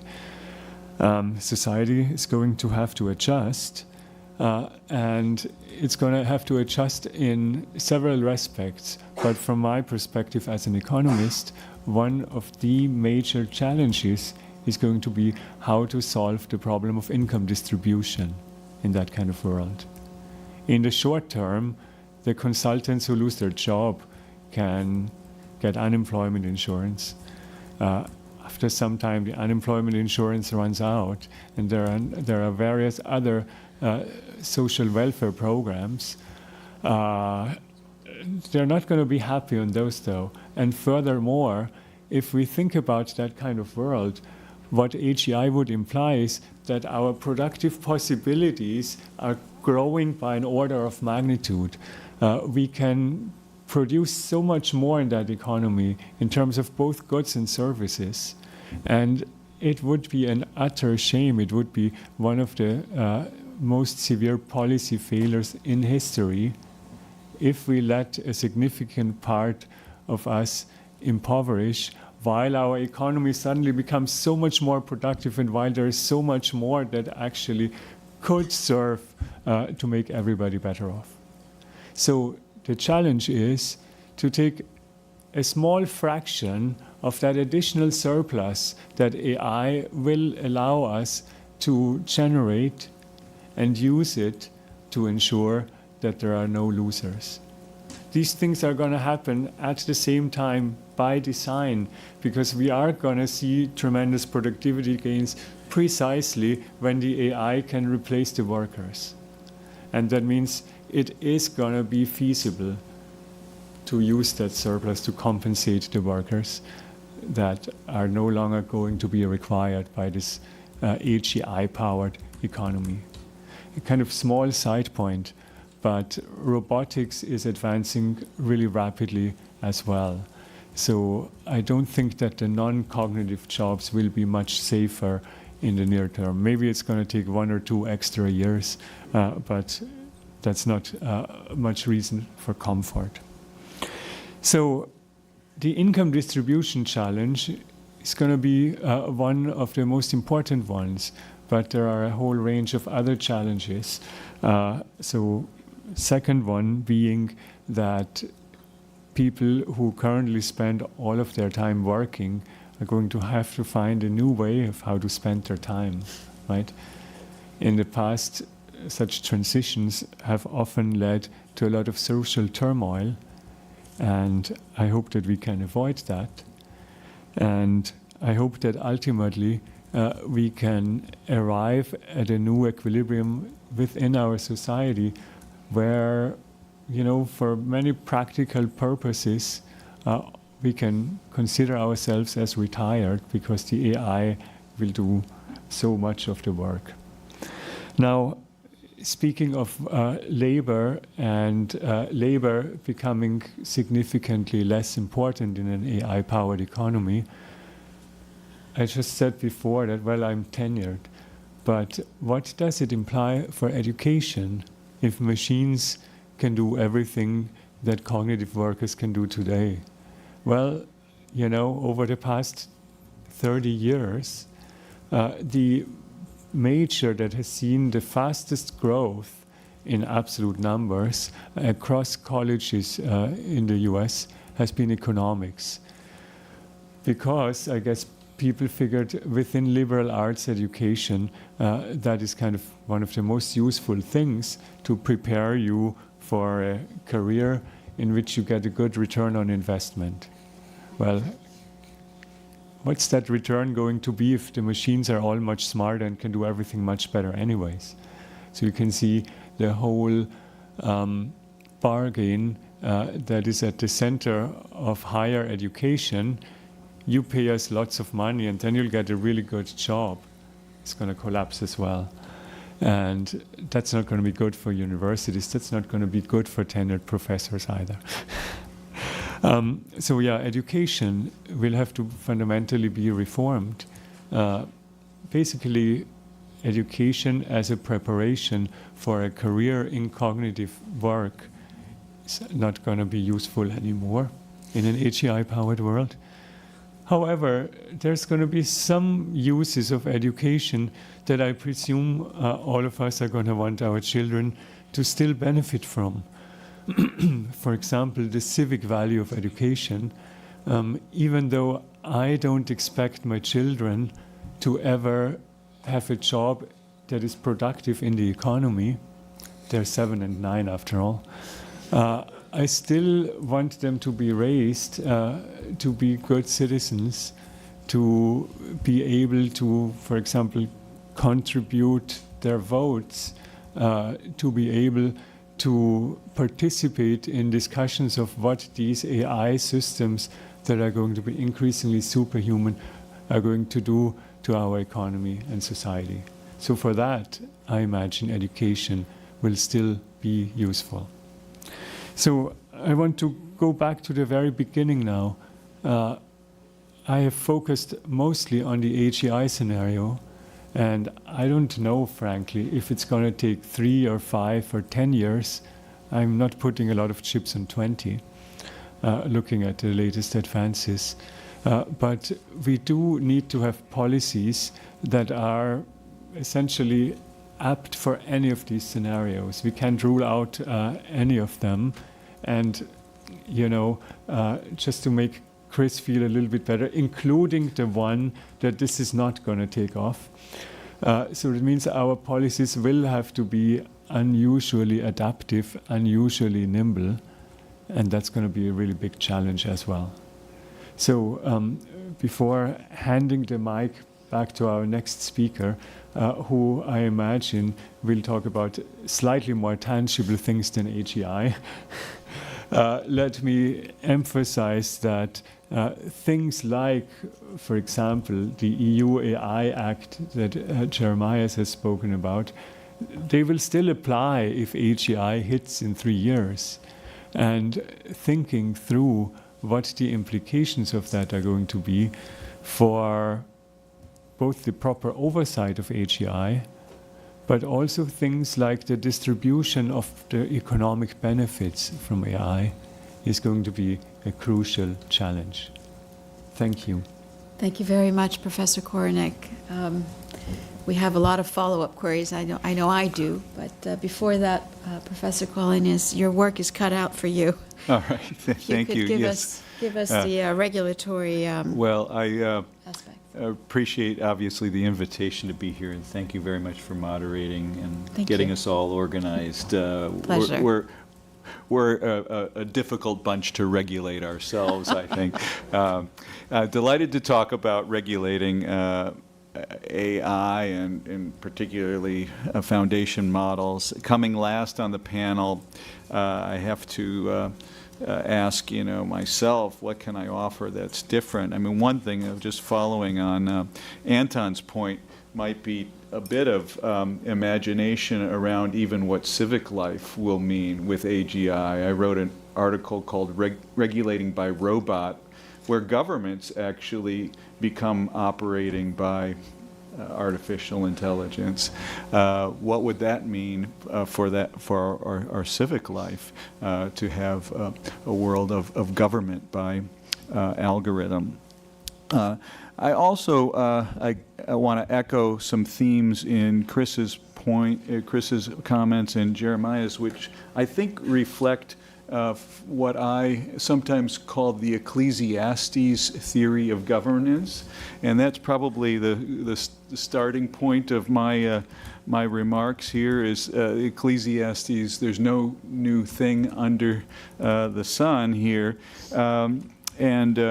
Chris mentions parallels with internet governance from some years ago, and Jeremiah mentions there's existing rules into which new technologies fit. And I think if we were to take this back really far to thinking about one of the more primal forms of technology, we can get some insight into what might lie ahead for AI and even foundation models and generative AI and general artificial intelligence as well. Let me make some observations about that primal technology, and then make three basic points, and then we can have some discussion. The primal technology is a knife. This is probably really one of the tools that has been central to human development. But it is not a singular technology, is it? I mean, we have knives that are used in the kitchen to prepare meals, and then knives that are used by the diners to eat those meals. We have knives that carve objects and cut rope and open packages, knives that clear paths in forests and jungles, knives that are helpful in harvesting crops. Now, knives can also be used to harm and injure people, right? But in the hands of surgeons, they can be used to save people's lives. And what's important to see, I think, is that, and the parallel here with artificial intelligence, is that there's just different kinds of knives used for different kinds of purposes. And even with that, though, even a knife designed for one purpose could be adapted for another if I use my dinner knife to open a letter that comes to me in the mail.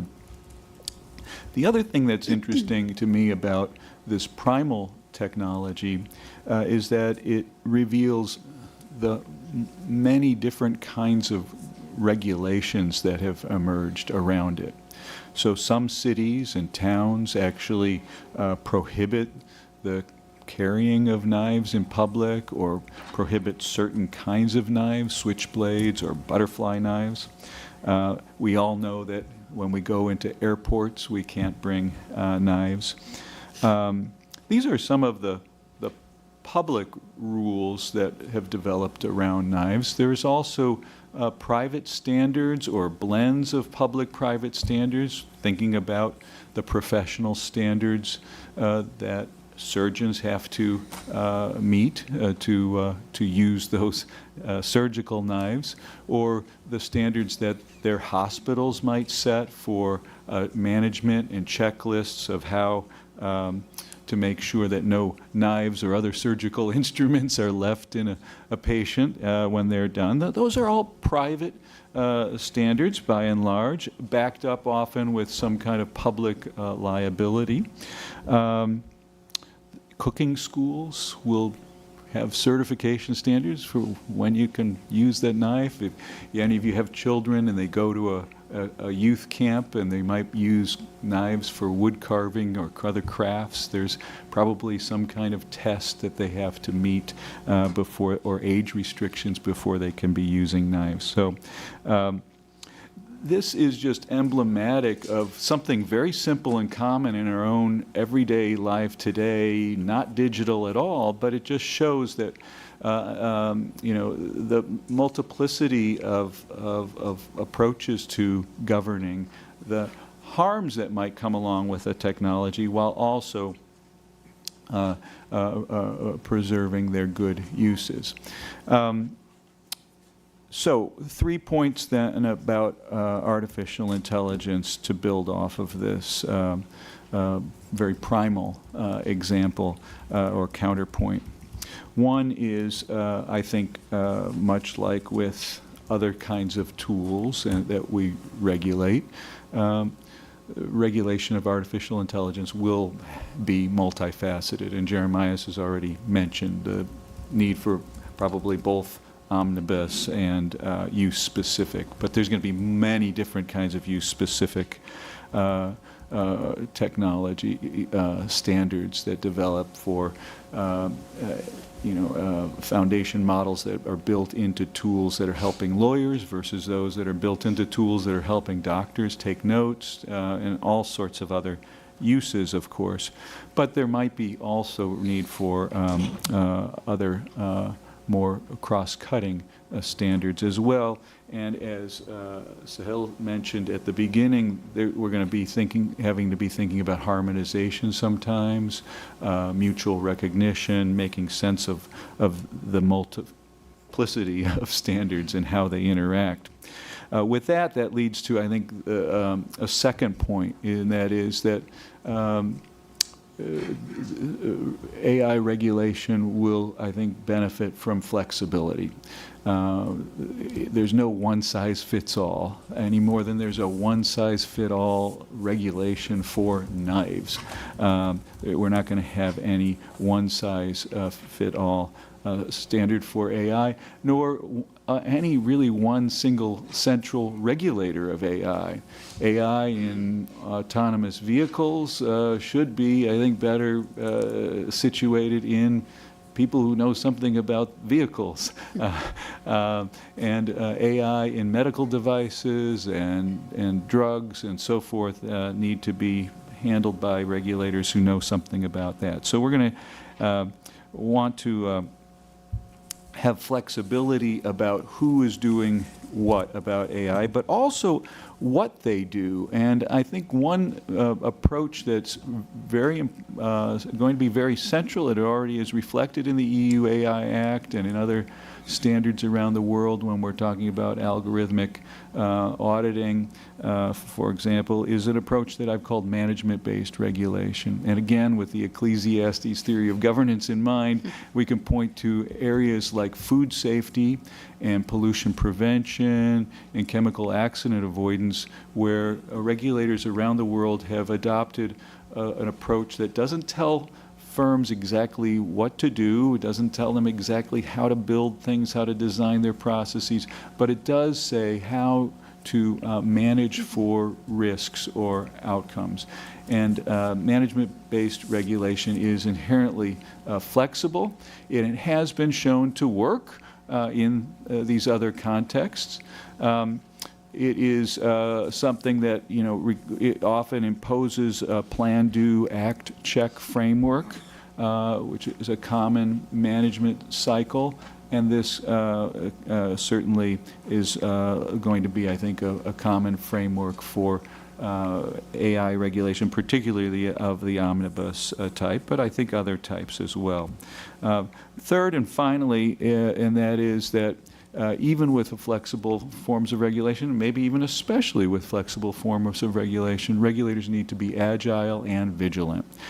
So we're going to actually counterintuitively, I think, need to benefit from building up the capacity of regulators, giving them more resources, particularly because there's going to be there's an asymmetry in incentives for people to go into the private sector versus the public sector, at least when it comes to standard factors such as pay and other forms of compensation.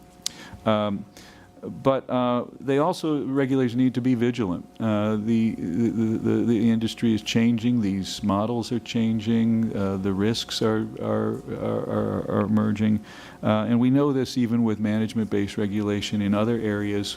They can become kind of routinized over time, and I think there's a lot of attention right now in the big AI firms to paying attention to risks, but the challenge for regulators is to help make sure that that vigilance on the part of the industry remains in the years ahead. I think that might be the crisis that could come about, is when people in these firms just start going through the motions and not taking red teaming and auditing and so forth very seriously. So how do we develop governance systems and oversight that keep the pressure on, make sure that everybody's staying vigilant, will be absolutely key going forward. So multifaceted, flexible, and agile and vigilant. Thank you very much. Yes, thank you very much. Please go ahead.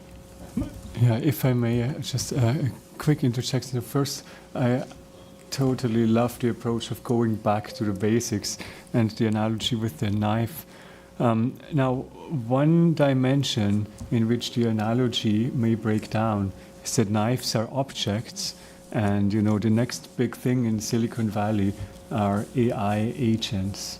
So AI systems that increasingly make decisions, make judgments, and so on and so forth.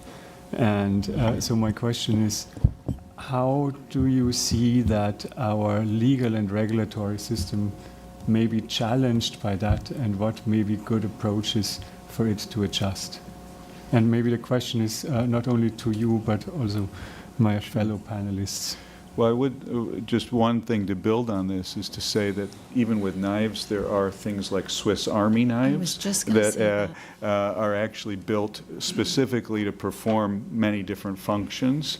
So that might be the biggest parallel right now with foundation models. But when we get into actual automated decision making, right, which I think is what you're talking about, I think there's one of the reasons why I can refer to Ecclesiastes also is just to say that when it comes to regulation, there's really only 4 basic things that humans have ever been able to figure out to do. You can tell people exactly what actions to take or not to take. You can set some kind of standards related to outputs somewhere on a causal path leading to a problem, such as a pollution emissions limit. You can, as I've suggested with these flexible approaches, mandate some kind of management process or planning and hazard analysis, risk analysis, okay? Or you can put some liability at the end point when something goes bad. So you could still, even with agent-based decision-making, you could have some end-based liability for these, just like we do for humans. But you can also, I think, impose some ex-ante expectations that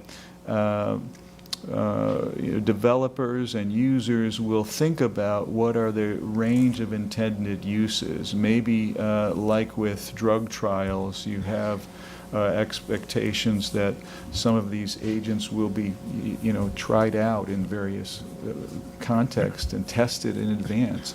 Is it going to be perfect? No. Do we have perfection now?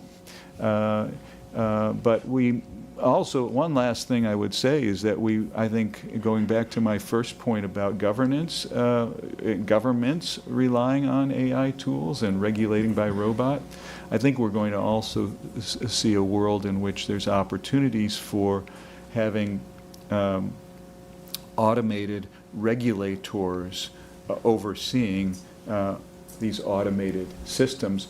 In some ways, we might see that in the context of, say, high-speed trading right now on securities markets, where there's at least some crude algorithms that are being posed upon those algorithms that are used by the private sector traders.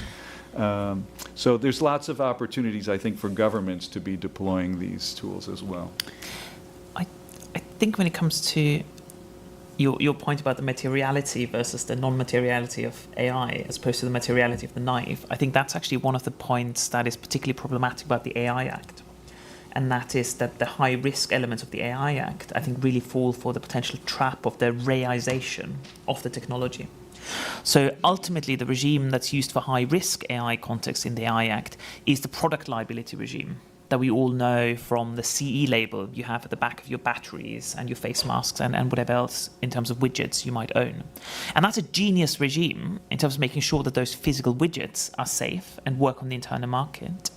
But when you look at its core features, for example, that it's designed to prevent material harms and then apply them to AI systems, it very quickly starts breaking down. So I think that's a real challenge. One thing I would want to perhaps push back, perhaps add as well, to both Chris and Anton, to your presentation as well, about the sort of job elements of future, because I spent quite a lot of time thinking about that in particular.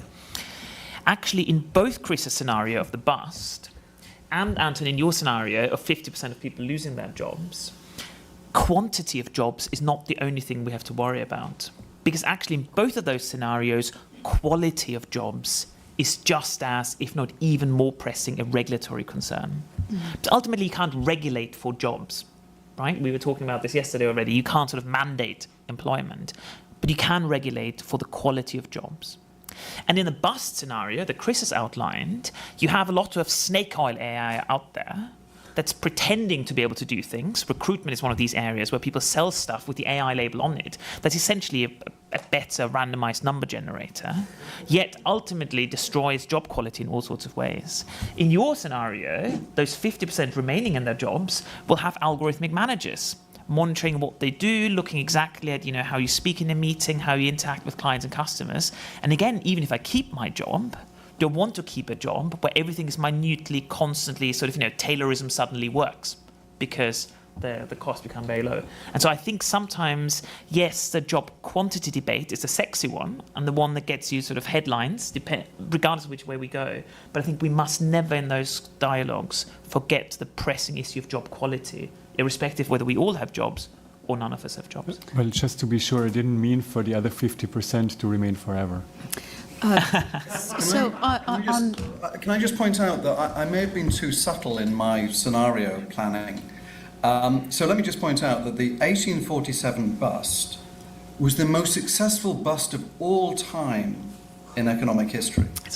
In that the vast amount of money that was invested in the railways actually produced, amongst other things, probably the railway that Carrie actually came into Washington on today. Extraordinary advantage that we got from that massive overinvestment in the railways. But also, maybe I was too subtle in one other way, which is that the regulation of the railways, if you remember, was not the story. Yes, there was this 1844 Act. That didn't have time to bite by the time of the collapse of 1847. What happened was we had a shiny new piece of legislation for the railways, which, Jeremiah, we may compare that to the AI Act, which won't have bitten for years yet. 2027, we'll barely have thought about it. But what we have is a massive financial speculative bubble surging into this one magical new sector that everyone wants to invest in, which then was the railways and today is, of course, AI.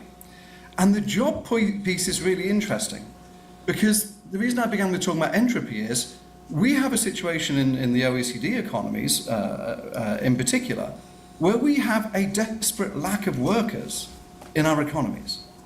We are losing workers so fast because we're not reproducing anything like the rate we used to.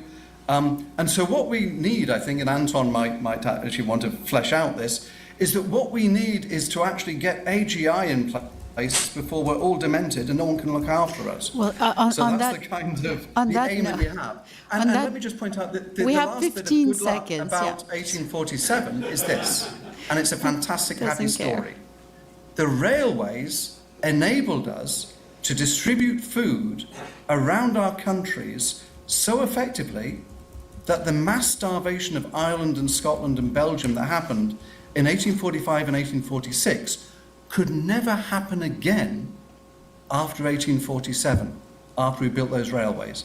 It's a remarkable story of how that massive investment bust actually prevented mass starvation from ever happening again in Europe.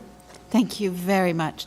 So we are out of time. I'd like to just make one observation, which is we haven't talked about ethics or privacy in this conversation, but I think it's incredibly important. And as well with respect to, are we replacing our workers or are we helping complement their work, I think is also very important. And one question that I have, and we probably don't have time to think about it now, but Anton, in your presentation, you talked about wages to diminish in consulting or banking. So can AI replace trust, is my question for your next panel. So there we have it. I think, Professor Hacker, you had a question. Anyone has a 1-minute question? We're over time, but okay, we've got one in the back. Thank you to the panel, and then we'll close after that. So it's Mark McCarthy. Thank you for a very, very good panel. I want to go back to the question that was posed right at the beginning. Do we need to have general purpose regulation of the technology as such or sector specific? And I've always been in favor of the sector specific stuff. But there is one consideration that says maybe we should focus on the frontier models themselves. And that is sometimes a defect can be built into the general purpose model. It's right there in the fundamental technology itself. It can be passed down to all of the apps. And so something has to be done at the level of the model itself to address those kinds of problems. I wonder if people want to comment a little bit about that possibility. Anyone would like to take that one? I just say agreed. I mean, we again, subject to Chatham House rule, I'm not going to identify anyone, but we had some really interesting discussions yesterday about, as it were, shifting some of these problems left. And I think absolutely there's some interesting, technical things I understand that you could think about in having some of those sectoral, not just regulation, but even just a fine-tuning, right? Even saying, even within a foundation model, maybe slightly further upstream, we already want to start thinking about what kind of errors do we want to encourage or, would be the most optimum in which particular domain. Thank you to an outstanding panel. Appreciate your time this morning.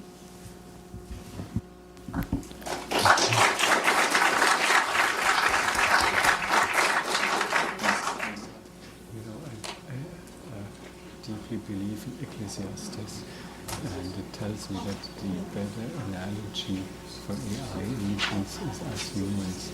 Oh, sure. Right. No.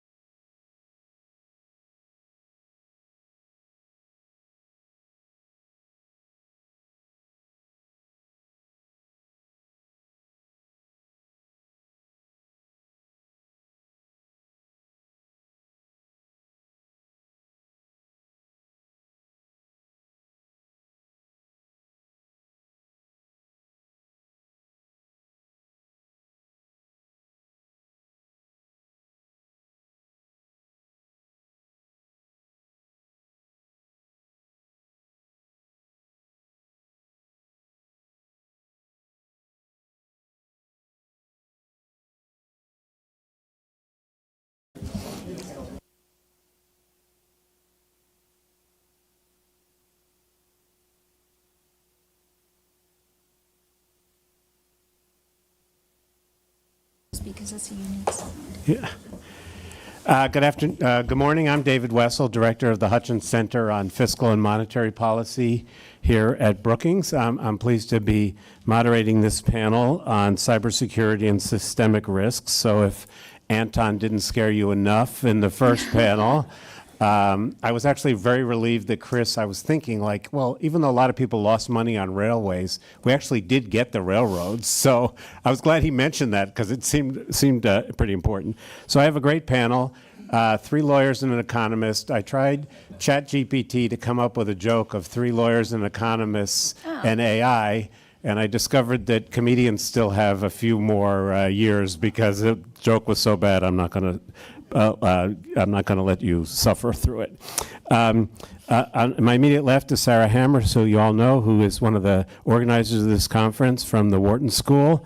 Next to her is Fabio Natalucci, who was recently at the IMF, but now is at Anderson Consulting. To her left is Bob Metzger from the Washington office of Roger Joseph and O'Donnell, then Fabio, and not but least, Carolyn Pham, a commissioner of the Commodities Futures Trading Commission, who previously spent some time at the private sector at Citicorp. Meg, can you start the clock? So the deal is I've asked each of the panelists to try and hold their remarks to 10 minutes, and we have a little clock here to try and keep them going on schedule, and then we'll have time for conversation, of course, some questions from you. And I wanted to start with Fabio. Fabio, you did a lot of work when you were at the IMF on the issues of systemic financial stability, the threats posed by AI and cyber in general. And could you talk a little bit about sort of where you think we should worry? Yeah, so thank you. First of all, thank you for inviting me. It's a pleasure to be here and to speak at this panel. I think obviously, before I go into the scary part, there are benefits, I think, coming from technology AI, right? So we can list those from efficiency to financial inclusion to widening the set of products as well as access to those products. Now, this panel is about systemic risk, so I'll focus more on the risk side, particularly with the focus on capital markets.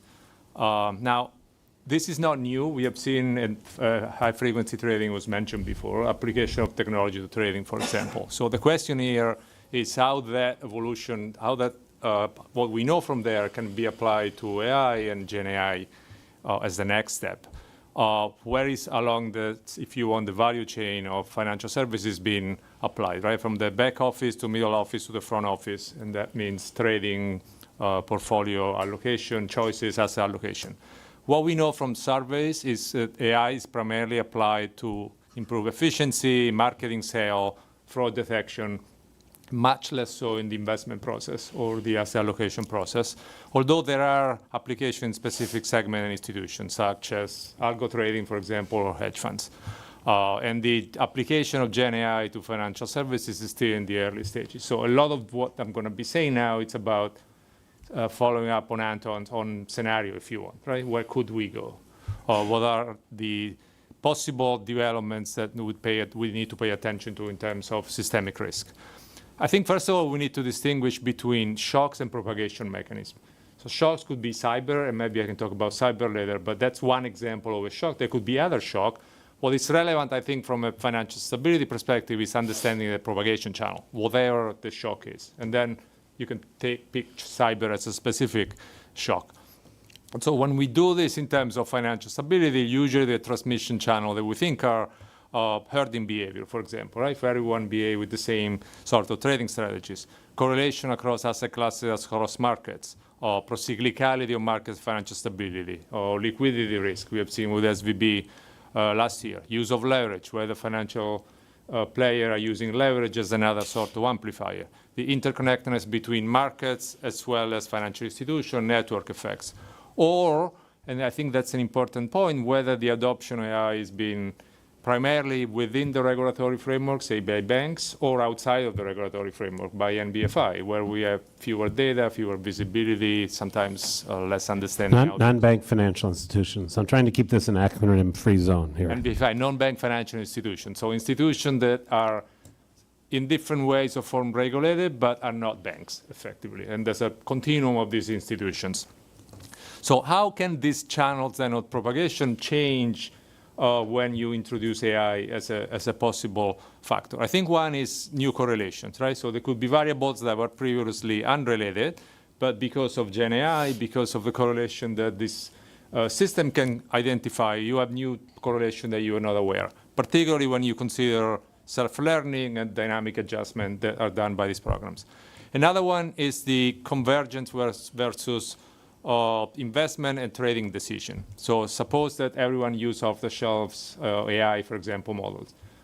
That means that everyone behaves in the same way in terms of trading or in terms of investment. This could be amplified by increased role of passive strategies, for example. So one of the big questions in markets is whether this would actually add alpha or actually would detract from alpha, because we can use the same model, so why would you pay those fees? Another possible channel of transmission is about robustness of prediction. So machine that learn based on specific data from the past, and then you have a new shock, right? COVID shock or a war. And then you could be mistakenly interpret correlation and causation when it's just a correlation, for example. Or there is a discontinuity because you find a tail event, like COVID was a good example. Another possible channel of transmission or amplification is lack of explainability. So you cannot explain or you cannot assign accountability, for example. Particularly when you see the dichotomy between human cognition on one hand, and the other hand, you have nonlinear multidimensionality of Gen AI, right? A lot of variables, a lot of data. Sometimes it's just difficult to understand. That could imply that a delayed response by either the market player or the regulator, for example. You just don't understand what's going on for a while. And there's a window of early detection and early intervention that is missed because of that. Another possible transmission channel is rush for liquidity, either because there's a large number of sales that are executed at the same time, so in terms of trading, or because this becomes an optimal response. So the program decide that running for the door is the optimal response at this point from an individual standpoint, but from an aggregate response of the financial system, the size of the door is fixed. Not everyone can get out the door at the same time. There's an issue of collusive behavior by machine. If they determine that, for example, that is the best behavior to do is collude, and whether humans can detect that at an early stage or not. The broader issue of market manipulation, like deepfake, spreading or misspreading of information that may affect actually market integrity and market pricing itself. There's an issue of reliance of third-party service providers, so the clouds. We heard some of the discussion yesterday that might increase dependency and generate networks effect, particularly if there are market-dominant players in that scope. And then operational risk more generally. That I think it's the more bread and butter of what some of these issues are. Let me conclude with a couple of things. I think one, maybe going back to the benefits, it could also have impact on market structure that becomes that some of the more illiquid asset becomes more approachable by investors, right? So private credit is a good example.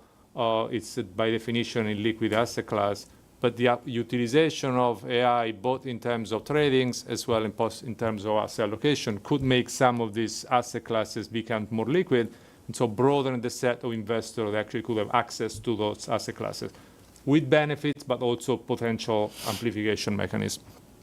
And then finally, there is a cross-border perspective to this. So if AI becomes a factor that reduces barriers in terms of operational issue, information processing, that allows more money to move, for example, to emerging markets.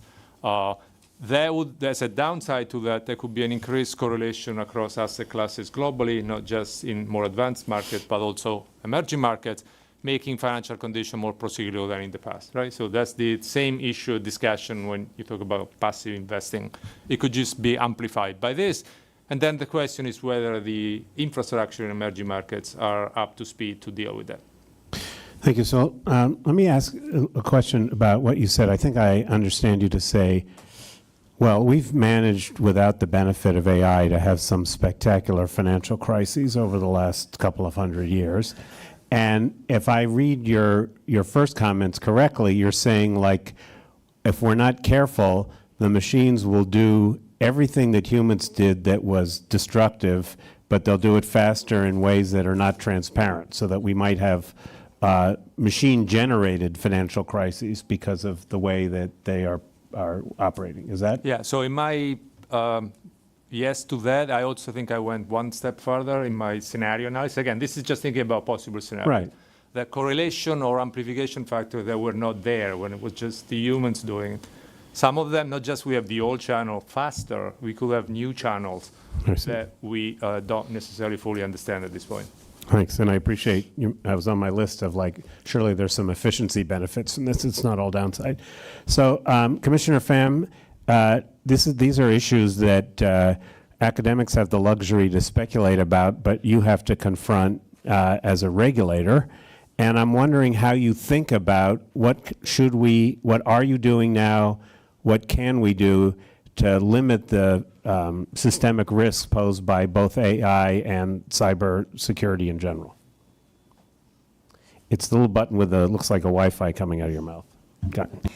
Thank you so much. I appreciate the opportunity to be here today and to speak at Brookings. And it's a very important topic, which I think we cannot have enough discussion of. First, I will give my standard disclaimer, which is that the views I share today are just those of my own in my official capacity as a CFTC commissioner and do not necessarily represent that of the CFTC or of any other commissioner. The way I'll approach my intervention is by talking a little bit about the CFTC and what is the CFTC's role in oversight of the financial system and addressing systemic risk. And then I think talk a little bit more about supervisory approaches and what would be the most optimal way from a global perspective for supervisors to coordinate to address the systemic risk posed by AI and cybersecurity. And that's informed, of course, not only in my current role as a commissioner, but also in the over 7 years that I spent at Citigroup, which, as you all know, is a GSIB, and roles and responsibilities there relating to the implementation of compliance, risk management, including over AI, as well as oversight and regulatory strategy with respect to AI policy development. So having looked at it both from a policy lens, but also a practitioner's lens. The CFTC, which many people are not aware of, is the biggest little agency that you've never heard of. So amongst the CFTC's jurisdiction, not only do we have global jurisdiction, in some respects, particularly with our enforcement authority, I think it nearly approaches the outer bounds of what the DOJ might have, given our authority to bring enforcement actions for fraud and manipulation in global commodity markets, so basically things that enter the flow of commerce to the United States. But we also oversee all of the biggest and most important, systemically important financial institutions in the world. So not only GSIBs, I think pretty much every GSIB, we have direct oversight because they are registered with us as a swap dealer, both U.S. and non-U.S., but also systemically important financial market utilities. Of course, clearinghouses comes to mind. And so when I think about the CFTC's role in addressing systemic risk, when it comes to the GSIBs, there are plenty of other authorities, vastly superior resources that oversee GSIBs. Of course, the Fed here in the United States, the OCC, and then for non-U.S. banks, their home supervisors. And that's where a home host country supervisory model is very important. Supervisory colleges to coordinate the oversight of these large institutions that operate across, can be 200 countries, and have a couple dozen significant major supervisors. When it comes, suffice to say, there's a lot of eyeballs and a lot of resources over the banks, and I think the real value add of the CFTC when it comes to our Dodd-Frank authority and oversight over these banks is really the enforcement authority that we have to pursue fraud, manipulation, and abuse when it comes to the swaps markets and everything that entails. I don't think, the CFTC does not have our own examination teams. I've actually long called for us to develop our own supervision program. an examination program for systemically important swap dealers, for example. We're an outlier. We're the only regulator in the world that has oversight of such institutions but doesn't have our own examination team and program for that. So I hope that we'll be able to devote some resources to developing that and being able to better coordinate with, for example, prudential authorities such as the Fed or non-U.S. prudential authorities. So again, our enforcement authority is really the value add that we bring when it comes to oversight of banks. But when it comes to clearinghouses, the CFTC has been and always has been the primary regulator for the largest clearinghouses in the world. And when I think about what really keeps me up at night, it is the type of triple black swan event that would happen should we have a large clearinghouse go down. And of course, that was a key aspect of the G20 derivatives regulatory reforms, was to ensure that we had extensive transparency reporting, central clearing, and other requirements to ensure the resilience of these clearinghouses. When you look at the global framework for the oversight of the clearinghouses, the most important aspect is the CPMI IOSCO Principles for Financial Market Infrastructures, which was developed and released in 2012, and which includes 3 principles in particular which deal with cybersecurity and which extend to the use of technology such as AI. Those are principles 2, 17, and 18, but largely speaking, it deals with operational risk and with governance and with testing. In the U.S., in order to implement the PFMIs, the CFTC, the Fed, and the SEC, all of which also oversee financial market utilities, respectively, are registered with each one of us. We've developed our own implementing regulations for those PFMIs, so the United States is in compliance with that. And I do think when it comes to implementation and it comes to supervisory oversight, it's easier to start with what you have and then take an incremental approach, do a gap analysis and see what else you might need, what other authorities or tools you might need, or how you might need to update your regulations to address that. But, you know, by design, these are principles-based and flexible requirements that are technology neutral. And so whether it's, you know, Gen AI today or some other robots taking over the world in the future, hopefully these risk governance principles will do us well in being able to adapt and meet those needs. It's been my observation that generally speaking, regulators take one of 2 approaches to the regulation of AI. So in the first instance, when it comes to risk governance, as I've just described, it is typically a principles-based approach. We should use our existing risk governance frameworks, whether it's over FMIs or over financial institutions. And indeed, when it comes to things like model risk management, operational risk, change management, every risk stripe, really, that's what we've been doing. And the prudential authorities have for a long time developed expertise within their examination and supervisory teams for that.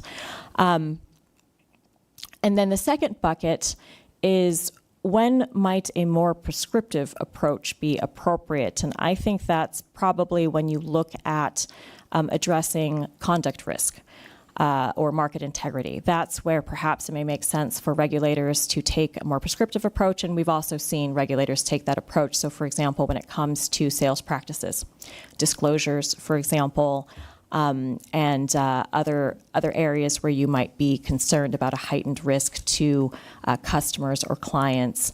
And with that, I think I will address the very interesting discussion, which I've also looked at in the past when I spoke at an IOSCO panel, but the ability of AI to enhance and accelerate the velocity of risk transmission, as you described. I think that is probably the single most important aspect when I look at it from a trading and markets perspective to consider.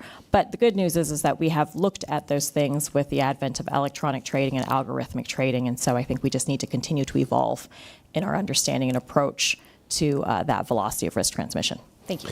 How much do you think, Commissioner, how do you draw the line between what's the responsibility of the regulator and the government and what's the responsibility of the business? And how do we decide who's responsible for protecting us against cyber risk and AI-related instability? It always is going to be the industry, because the resources of the industry, whichever industry it is going to be vastly superior to whatever government. But it has to be truly a partnership. So if you look at a large financial institution, a GSIB, they're spending billions of dollars a year on cybersecurity, and they have, for example, ex-NSA, FBI, probably CSI, ex-members of the intelligence. In fact, I had a briefing before by a deputy CISO, and it was terrifying. So they have truly the premier experts in the field, both from being developed from not only the intelligence community, so showing again that partnership, or just from private sector resources. But that's why I think it is important that, for example, in the Treasury report has described it will work with FIBIC and with FSSCC to partner with things like the Cyber Risk Institute to look at AI and at updating standards and requirements for AI, or seeing how NIST is going to put together those overarching things. So I think it's important for authorities to prescribe certainly the minimum standards and requirements, and then to provide maybe a roadmap for how to direct those private sector resources to ensure financial stability, systemic risk, and our national security. Thanks. So, Bob, I know you want to talk about, and I hope you will, the way in which, moving back to the frontier AI theme of this conference, the risks that are posed and how we should think about measuring them and responding to them. Well, thank you for the introduction, and thanks for the opportunity to be here. Like others, I'm speaking only my personal views. I got that right? There you go. Yeah, there we go. And my opinion shouldn't be attributed to anyone other than myself. So I am a lawyer in private practice, which is not a distinguishing feature in a group like this. I was a member of the Defense Science Board Cyber Supply Chain Study, which looked at the opportunity or ability of adversaries to essentially poison the supply chain for microelectronic parts, and how that might affect or impair our national defense capabilities. I also have been a consultant to the MITRE Corporation for 5 of the last 7 years, and am about to become a consultant again on a wide range of subjects, including cyber and supply chain security, digital asset crime, supply chain illumination. One thing I did for MITRE was to co-author a report called Deliver Uncompromised. That came out in 2018. It made the point that China was all too successful over too long a period at exfiltrating or stealing the intellectual property and controlled but unclassified data from the U.S. defense industrial base. And we said that the self-attestation by defense contractors of their security was proving to fail. And so we recommended that an approach be taken that would require companies to establish a security integrity score. Well, if we go forward about 6 years, there is something called the Cybersecurity Maturity Model Certification Framework. That is about to come into effect at the Department of Defense. It will require third-party assessment of approximately 70,000 contractors in the U.S. defense industrial base. In other words, we've kind of taken a high-order experiment, if you will, in regulation. All of us, I think, would prefer to trust to market forces and good judgment to deal with the panoply of security risks that are presented by AI. But history tells us that these security measures often or always are expensive, and especially in areas that are so capital intensive as AI models and high performance applications. There is always going to be a tension between the amount of investment that's been made just to bring a product to market, the desire to realize income and revenue from the market, and I think increasingly the need for some companies to maximize revenues hastily just as a matter of survival.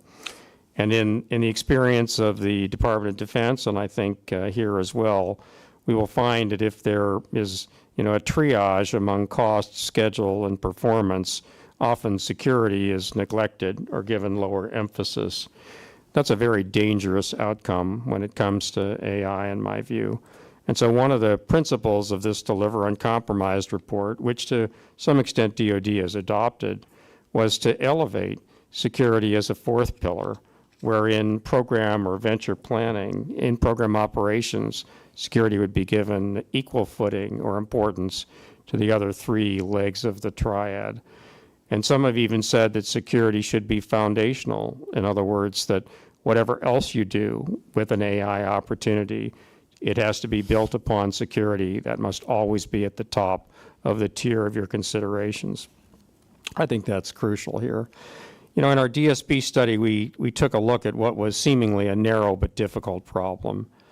But if I were to take what we learned from that study and apply it to AI, it is a fantastic expansion and acceleration of both opportunities and problems. AI presents world-changing opportunities horizontally within organizations, vertically, horizontally within and across organizations, and vertically as well. But it also creates, you know, in security lexicon, an attack surface or surfaces of almost, you know, unmeasurable size and complexity, with a rate of change that is, you know, rapidly exceeds our ability to monitor even using AI tools. And although we are all trying to become experts in this dynamic, exciting area of opportunity, we have to appreciate that not everyone in the world is interested in seeing how well this can be accomplished for the greater good of humanity. There are adversaries to democracies, to the United States, our allies and partners, who unfortunately cannot match our capabilities or opportunities in AI, and who have shown a willingness to attack such opportunities, to infiltrate our infrastructure, to seek to deny the availability of our systems, to corrupt the integrity of them, to steal from them for replication or for gain denial. And this takes us to kind of the present situation from a risk perspective. In the Defense Science Board report I worked on, and also in the MITRE report, we looked at risk as a function of the threat, vulnerability, and impact. And threats can be distinguished between the intent of potential adversaries, that is what they have to gain by an attack, and the capabilities that they have to mount an attack successfully. And vulnerabilities divide themselves between those which are inherent in a system, even if they come at your surprise, such as CrowdStrike, and those which can be contrived or induced by adversaries. And then on impact, we look at things that are fixable, even if they produce huge distress, and things that are potentially fatal to functionalities or to, you know, essentially the way of life that we have.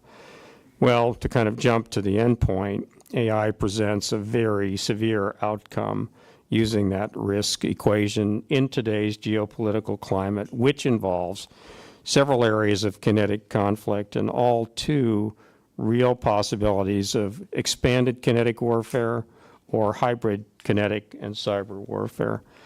We have adversaries who are clearly have the intention to deny, disable, steal, corrupt, or subvert our AI capabilities. They certainly will look to areas where they could create systemic problems, collateral or spillover risk. We know that they are capable. We have China to look at for Volt Typhoon and its attack on critical infrastructure.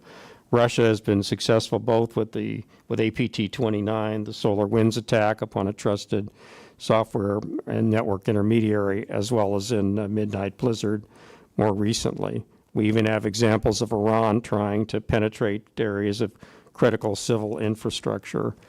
So there are capable adversaries. They're smart and persistent. An advantage may lie with those who use AI to try to create hazards rather than to stop it. We know that there are many vulnerabilities that seem to pop up every day in areas that we thought were safe from attack, such as healthcare processing. Change Healthcare can be literally disabled. And we understand that as institutions and infrastructure come increasingly to rely upon AI, whether for incidental improvements in productivity or for structural advancement, this essentially makes the target more tempting to adversaries if they wish to do more damage or to threaten more damage in order to impede or impair the ability of democracies to respond. So what are we to do? Well, here I'm going to put the lawyer hat on for just a second. I do a fair amount of work in administrative law. I've done a lot of work with regulations, both, I guess, to create them and to implement them, and sometimes to resist them. I think it's true that we will need more regulations along the lines that Commissioner Pham described very capably. But it's not getting easier to do in the U.S. We now need to be sure that there is a sufficient statutory basis for new regulations, or they will be attacked and may not survive a legal challenge. And the laws that we have today were not written with the scope, scale, or intensity of threats that are posed by AI, or with the opportunities in mind. So we have a disconnect in the underlying authority upon regulations that might be built. And we find ourselves in a situation where there are many interested and able actors, some of whom are assigned sector-specific responsibilities, but where there's little cohesion among them, and some, not some, many gaps as to their coverage. So where does this take me finally? I think we have to look to the critical private sector operators to take matters to assure their survival in their own hands, and to do it quickly. We have to face not just a possibility, but at least a modest likelihood that financial systems, as a leading example, will find themselves the subject of a disabling AI-delivered or AI-targeted attack from one or a combination of nation states, which would disable or deny systems upon which many financial institutions as well as consumers depend. We have to expect such an attack. We have to plan for it. We have to create the means to operate under attack and to recover from attacks, even if most successful. And to me, this calls for a recognition of these dire circumstances and a planning for such extreme events that would look to alternative means to restore functionality using basic but different means of accomplishment, and having plans that will take us through the painful and difficult steps to recover if we are forced to operate during an attack or recover from one. Okay.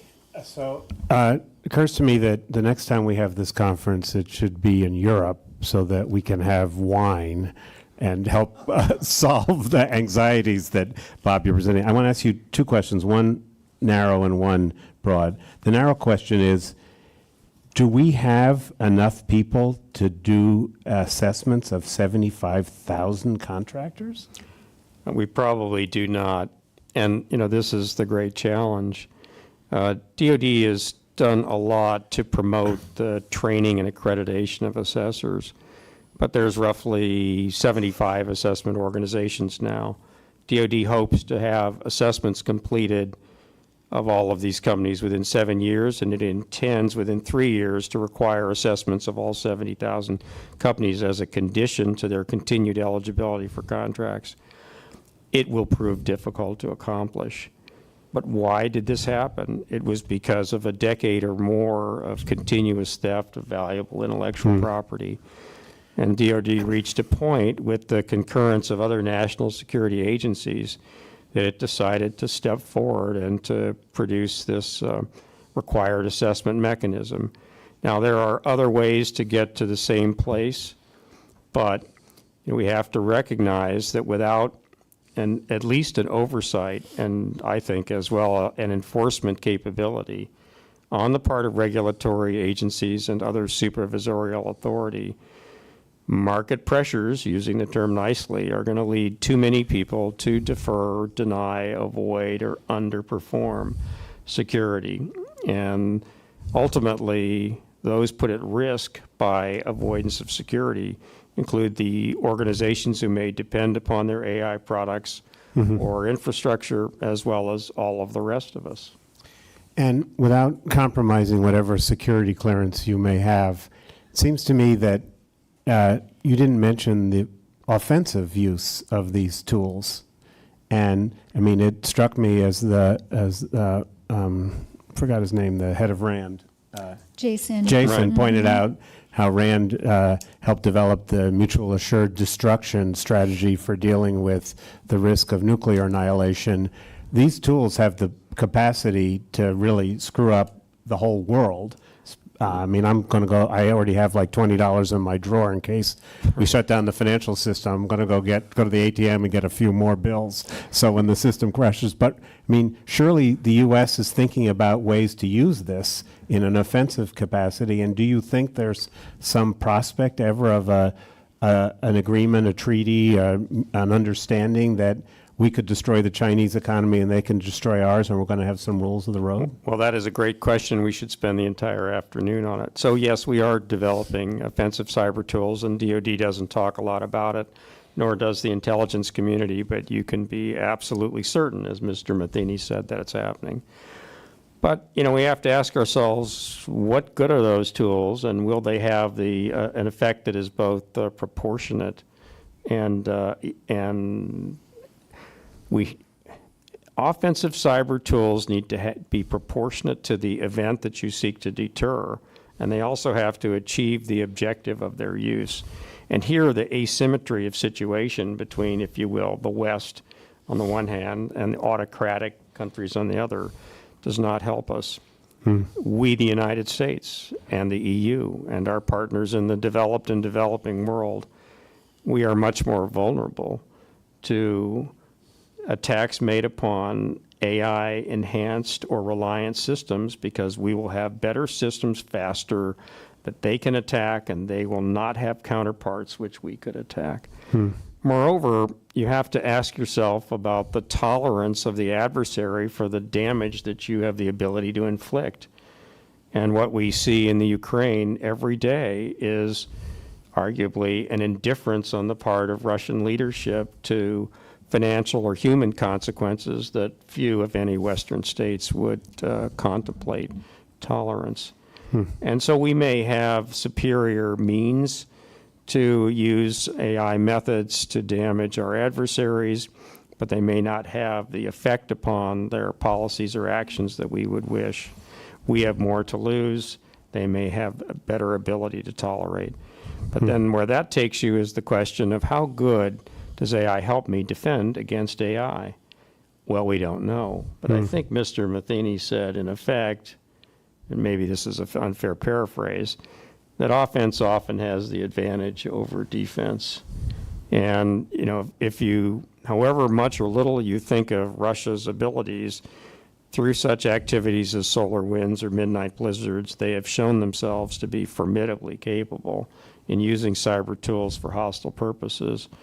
And we have to expect that they will target areas of critical infrastructure that depend increasingly upon AI, and financial systems are certainly at the top of the likely list.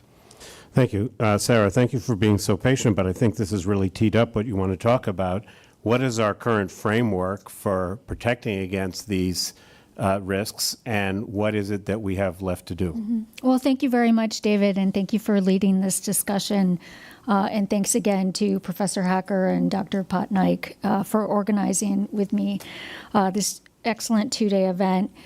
Just to provide some context for the audience on my perspective on this issue, cybersecurity and systemic risk, I'll tell you a bit about my background. I serve as executive director at the Wharton School, where I lead strategic finance initiatives. I also serve as chief executive officer of our Wharton Cypher Accelerator, which is focused on AI. And I'm actually teaching cybersecurity next week at Wharton. I'm also on faculty at Penn Law School, where I teach alternative investments and financial regulation. And I am director of the new program on artificial intelligence, industry, and the law at Penn Law. Prior to coming to Wharton, I was Deputy Assistant Secretary for Financial Institutions at U.S. Treasury, which included overseeing the Office of Critical Infrastructure and Protection Policy, as well as the Federal Insurance Office's Terrorism Risk Insurance Program. And last year, I was on leave of absence from Wharton to serve as Secretary of Banking and Securities in the state of Pennsylvania, including during the banking crisis. But my original background is in the financial sector as a trader, market maker, and portfolio manager. And so the issues of financial infrastructure, which Commissioner Pham so clearly pointed out, as well as cybersecurity and how we can use technology to make our systems safer, faster, and more with better settlement finality are near and dear to my heart. So to talk a little bit about the framework, which you so adeptly pointed out, David, I want to provide a bit of context on why we are talking about the financial sector, which Fabio provided some excellent background for us, and cybersecurity. The financial sector is uniquely vulnerable in some ways to cybersecurity attacks. Some estimates are that the financial sector has 20% more data than other industries. There's also an estimate that in 2023, ransomware attacks on the financial sector were up 64%. And I'll provide you with a few interesting examples. We have talked about the example of a recent deepfake criminal action in Hong Kong, where a finance worker was in a Zoom meeting with its boss and its colleagues. And in the process of that meeting, the boss asked the finance worker to transfer $25.6 million in Hong Kong dollars. And that transfer took place. The finance worker did it, only to discover later that the boss and all of the colleagues in the meeting were actually deep fakes. So I think that's one stunning example of how generative AI and our ability to produce better deep fakes, for lack of a better term for it, is astoundingly negative for cybersecurity protections. Bob mentioned the CrowdStrike example, and I recently published an article in Barron's Market Watch that was motivated by the CrowdStrike incident. So while CrowdStrike was not an attack, it does, I think, adeptly prove the reliance that we have on certain software systems, technology systems. And following the CrowdStrike attack, there were a number of ransomware malware attacks that immediately began, where malicious actors sent messages to folks saying they were CrowdStrike and asking them to click here or do this so that they could help them recover from the incident. So that's just a few examples. The IMF, in fact, has made estimates of direct losses to financial institutions. And Interpol actually estimates that there have been more than $1 trillion in losses due to fraud and scams. That's a bit of context on the extent of the problem, but as Bob mentioned, it goes far beyond that. To give us a bit of background on the regulatory framework, it's incredibly complicated. We're talking about cybersecurity, we're talking about artificial intelligence, and we're talking about the financial sector. And there are distinct legal frameworks for all of these things, and I'm particularly interested in how they can be coordinated to work together against our attackers. So at the federal level, as we've talked about earlier in this conference, we have a very important piece of law, the Computer Fraud and Abuse Act, which I'm sure many of you in the audience are aware of. And there are other federal protections, of course, against cybersecurity incidents and laws that enable us to better prepare for attacks and to share information, including CISA legislation, which codifies the authorities of the Department of Homeland Security. Then the next level, I would say, is financial sector cybersecurity protections.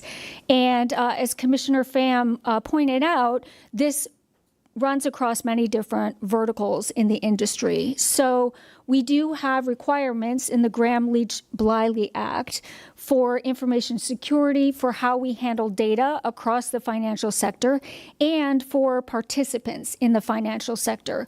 We have card payment protections that apply to companies like Visa and MasterCard, as well as other companies that intercede with those in order to protect card users' data. And then we have a series of rules from the Securities Exchange Commission, and in fact, in December of last year, a new requirement was set forth that all publicly traded companies, under certain circumstances, would have to disclose in their 8K form information about cybersecurity attacks. Now, that's complicated, David. There's a legal framework around it. There would have to be what's called materiality in the attack, which is both a quantitative and a qualitative analysis. But I think it shows the level of importance that cybersecurity has risen to across our financial regulatory agencies. We also have requirements in Regulation SK provisions 106B and C that relate to companies' requirements to set forth their cybersecurity plans and to describe the obligations of the board in publicly traded companies, which is a very important issue as well, and we can talk about it more. There have been interest in requiring cybersecurity expertise on public company boards. So that's the cybersecurity legislation, and then we have AI legislation. And this is extremely complicated. You mentioned, David, we should have our next conference in Europe, but certainly the AI Act is an important piece of that, and GDPR, which relates to data protections in Europe and to companies that do business there. We also have the executive order on safe and trustworthy AI, which we've discussed here over these 2 days. And within that report, there's a specific provision. It's, in fact, the only provision that directly mentions the obligations of U.S. Treasury to study the impacts of generative AI on cybersecurity within the financial sector. So Treasury released a report on this matter and came out with a number of recommendations. The one that I am particularly interested in is model explainability. And Bob talked about that today, and we've talked about it throughout this conference, how bringing transparency and explainability to the table can help us protect against cybersecurity. And I can go into more detail about that if you like, but we do have propensity in existing laws as well as requirements under the AI Act for model explainability. And that can help us not only with cybersecurity, but some of the other issues that we care about, including bias. So that's the legal framework. As I mentioned, I recently published the article in Barron's on cybersecurity, and I make several recommendations. The first one is that we should be pouring an enormous amount of research into this matter, and Department of Homeland Security, certainly, and policymakers have been leading that effort. The second is that I think we need to have coordination of rules, and Commissioner Pham and Bob and others have talked about our incredibly complex legal framework. But on this issue, I feel that coordination is essential, and that includes coordination amongst the financial regulatory agencies, the protection agencies such as the Department of Homeland Security, and also within the private sector, rules and regulations and requirements and principles from FINRA, for example. We do have a designated chief artificial intelligence officer at every federal agency following the executive order. And at Treasury, that function reports to the deputy secretary and coordinates within Treasury not only cybersecurity efforts externally, but a strong focus internally on protecting our financial systems through U.S. Treasury. And then domestic policy considerations about Gen AI fall within the Undersecretary for Domestic Finance at U.S. Treasury.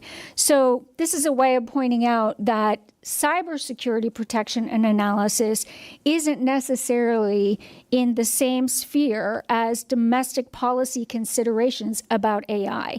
Now, I know that our folks at Treasury are working to do that, but it's not memorialized in the rules that we have, and I think it would be important to do that. And that function could be served by the chief AI officer. It could also be served by someone at, for example, the National Economic Council. But I feel that's an essential ingredient. We talked about explainability, and again, I mentioned that's something that I'm very interested in terms of cybersecurity protection, as well as other considerations about AI. And then I believe that strong data governance, security, integrity, the architecture of data is extremely important in protecting against cyber attacks. And then Bob pointed out, and many people have pointed out through this conference, the lack of talent, the lack of expertise in Gen AI and in cybersecurity in particular. And that's why I feel education at all levels is essential. And I think education about artificial intelligence and cybersecurity should begin at K through 12. Our young people have been exposed to technology at very early stages, and we have talked about what we have learned from social media at this conference, and educating them for protective purposes, as well as to increase the pool of professionals who may be able to help this help us with this issue is important. If I have more time, I'm going to touch on Fabio's systemic risk point. Sure. Thank you, David. So systemic risk is an issue that I'm also very interested in, and as a legal matter, there are constructs in the law for us to address systemic risk in the financial sector. So one of them is the Financial Stability Oversight Council, which sits within Treasury and on which sit the federal agencies, including the CFTC, the Securities Exchange Commission, the Consumer Financial Protection Bureau. And it has a process for determining whether an entity, a non-bank entity, or a market's activity is systemically risky. And if that determination is made, a special regulatory framework under the Federal Reserve comes into play, which may or may not have a different effect on non-banks who may not be regulated by the Fed. And then we have the systemic risk exception, which was used last year during the banking crisis, and that's a determination in a crisis period of how the federal government should respond, and that determination is made by the Treasury Secretary in consultation with the Federal Reserve Board head as well as the President of the United States. So these are actually very distinct legal ways that we think about systemic risk. And my view is that we should be very precise when we use the word systemic risk, because the way I think about it is, when does government intervene in a sufficiently terrifying matter to implicate taxpayer dollars? And that is an issue that arose out of the great financial crisis. I think it's an issue that we need to clarify around cybersecurity, especially in the financial sector. And I also think in the research that Fabio cited is very important. He mentioned trading of AI-powered trading models, and two ways that we think about systemic risk there. One is called herding, where a number of different players will take on the same trade, and the concern about that arises from the events leading up to the great financial crisis and issues like collateralized debt obligations, for example. And then the other is collusion of AI-powered Gen AI trading models based on, for example, something like using the same data, the same training data. I would say I think there's more research to be done there. Some of the research has been done without humans involved in those Gen AI-powered trading models. And based on my experience with trading, I think it's important to study that issue with humans involved, because I think it would be that would be a more realistic scenario. So, well, that's a relief. So right. It seems to Thank me. you. It seems to me. We've covered a lot of ground. I'm just going to ask one or two questions and then let the audience have a. So we've identified a problem which precedes AI, which is we have a very fragmented financial regulatory system in the United States, and it's particularly poorly equipped to deal with lots of change. And we also know that systemic risk, as Sarah said, is essentially when you do something that your company thinks may be in its interest, or you try and protect yourself, but you don't take into account the externality that it could blow up the entire financial system. And that's also something that precedes AI. As I said earlier, we've done fine with that without computers. Amplifying it seems like a frightening thing given what we've done without. But I'm imagining that we have a new, whoever's president at the beginning of next year, ask each of you, say, I've heard this presentation, it's overwhelming. What ought to be the top priority of the next president of the United States in this sphere, thinking about the risks of cyber and AI on the, let's just narrow it to the stability of the financial system. Commissioner, do you want to make sorry to put you on the spot. You have to get the right people with the right resources to focus on this. I think it's as simple as that. Solving most problems involves the right people with the right expertise and the right authorities and so on and so forth with the right resources. We do need not just a whole of government approach, but an approach that brings in all relevant aspects of the impacted sectors. So whether it's cybersecurity and technology and defense and other sectors, in addition to financial services and so on and so forth. But if we can all get together working on this problem, we will be in a better situation. I think given the connectivity to national security, that's paramount. I'm reminded of previously, and I forget which year it was exactly, so I don't remember which administration it was, but when there were some very high-profile ransomware attacks, not only on financial institutions, but on infrastructure, energy, water, hospitals, that type of thing. There was a task force put together to engage, led, I think, by the White House, with the private sector and key participants, possibly also, I think, state and local governments. And I think that kind of approach, particularly the speed in which I think that was pulled together to address these ransomware issues, which could lock down very important infrastructure, I think is a good example. Fabio, what would be on your list? So I think Put on the mic. First of all, I would start to, we have just discussed risk here. Again, make the point that I think it's important to keep a balance between innovation and risk mitigation. That's a really important point. I would make 3-4 points. I think one is like monitoring of possible market structure changes. So that starts with the data. There was some discussion of data yesterday and today. I think model robustness is important and transparency so that we can exactly understand what the models are doing and accountability to those. Trying to understand correlations, how much is correlation versus causality. And I think that's going to be very challenging given the speed and the sophistication of this model.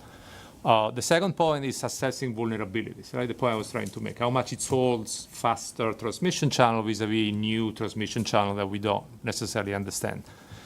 The question, you alluded to that before, is I think has to do with the regulatory supervisory perimeter.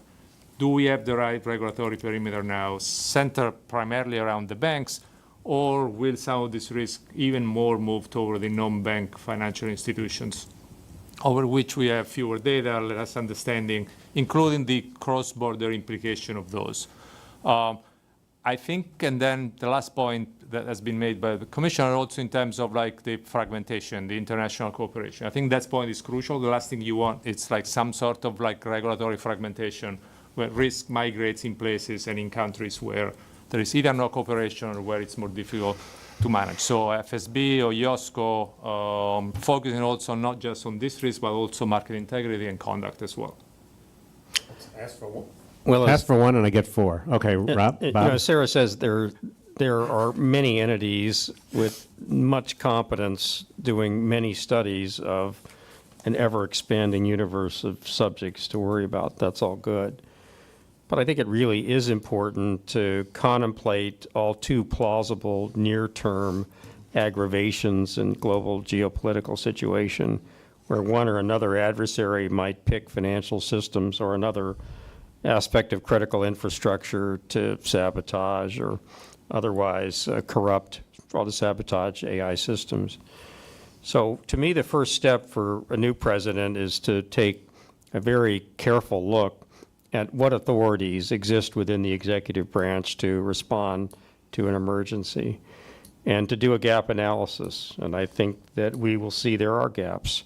And then to look at the present allocation of responsibilities among federal departments and agencies, such as that Ms. Pham is on, and to determine where we simply don't have either enough authority or clear coordination and ability to manage the respective roles and missions of those agencies. We would need the ability to concentrate very rapidly executive authority over the sector-specific agencies with some relevance to an AI infrastructure attack.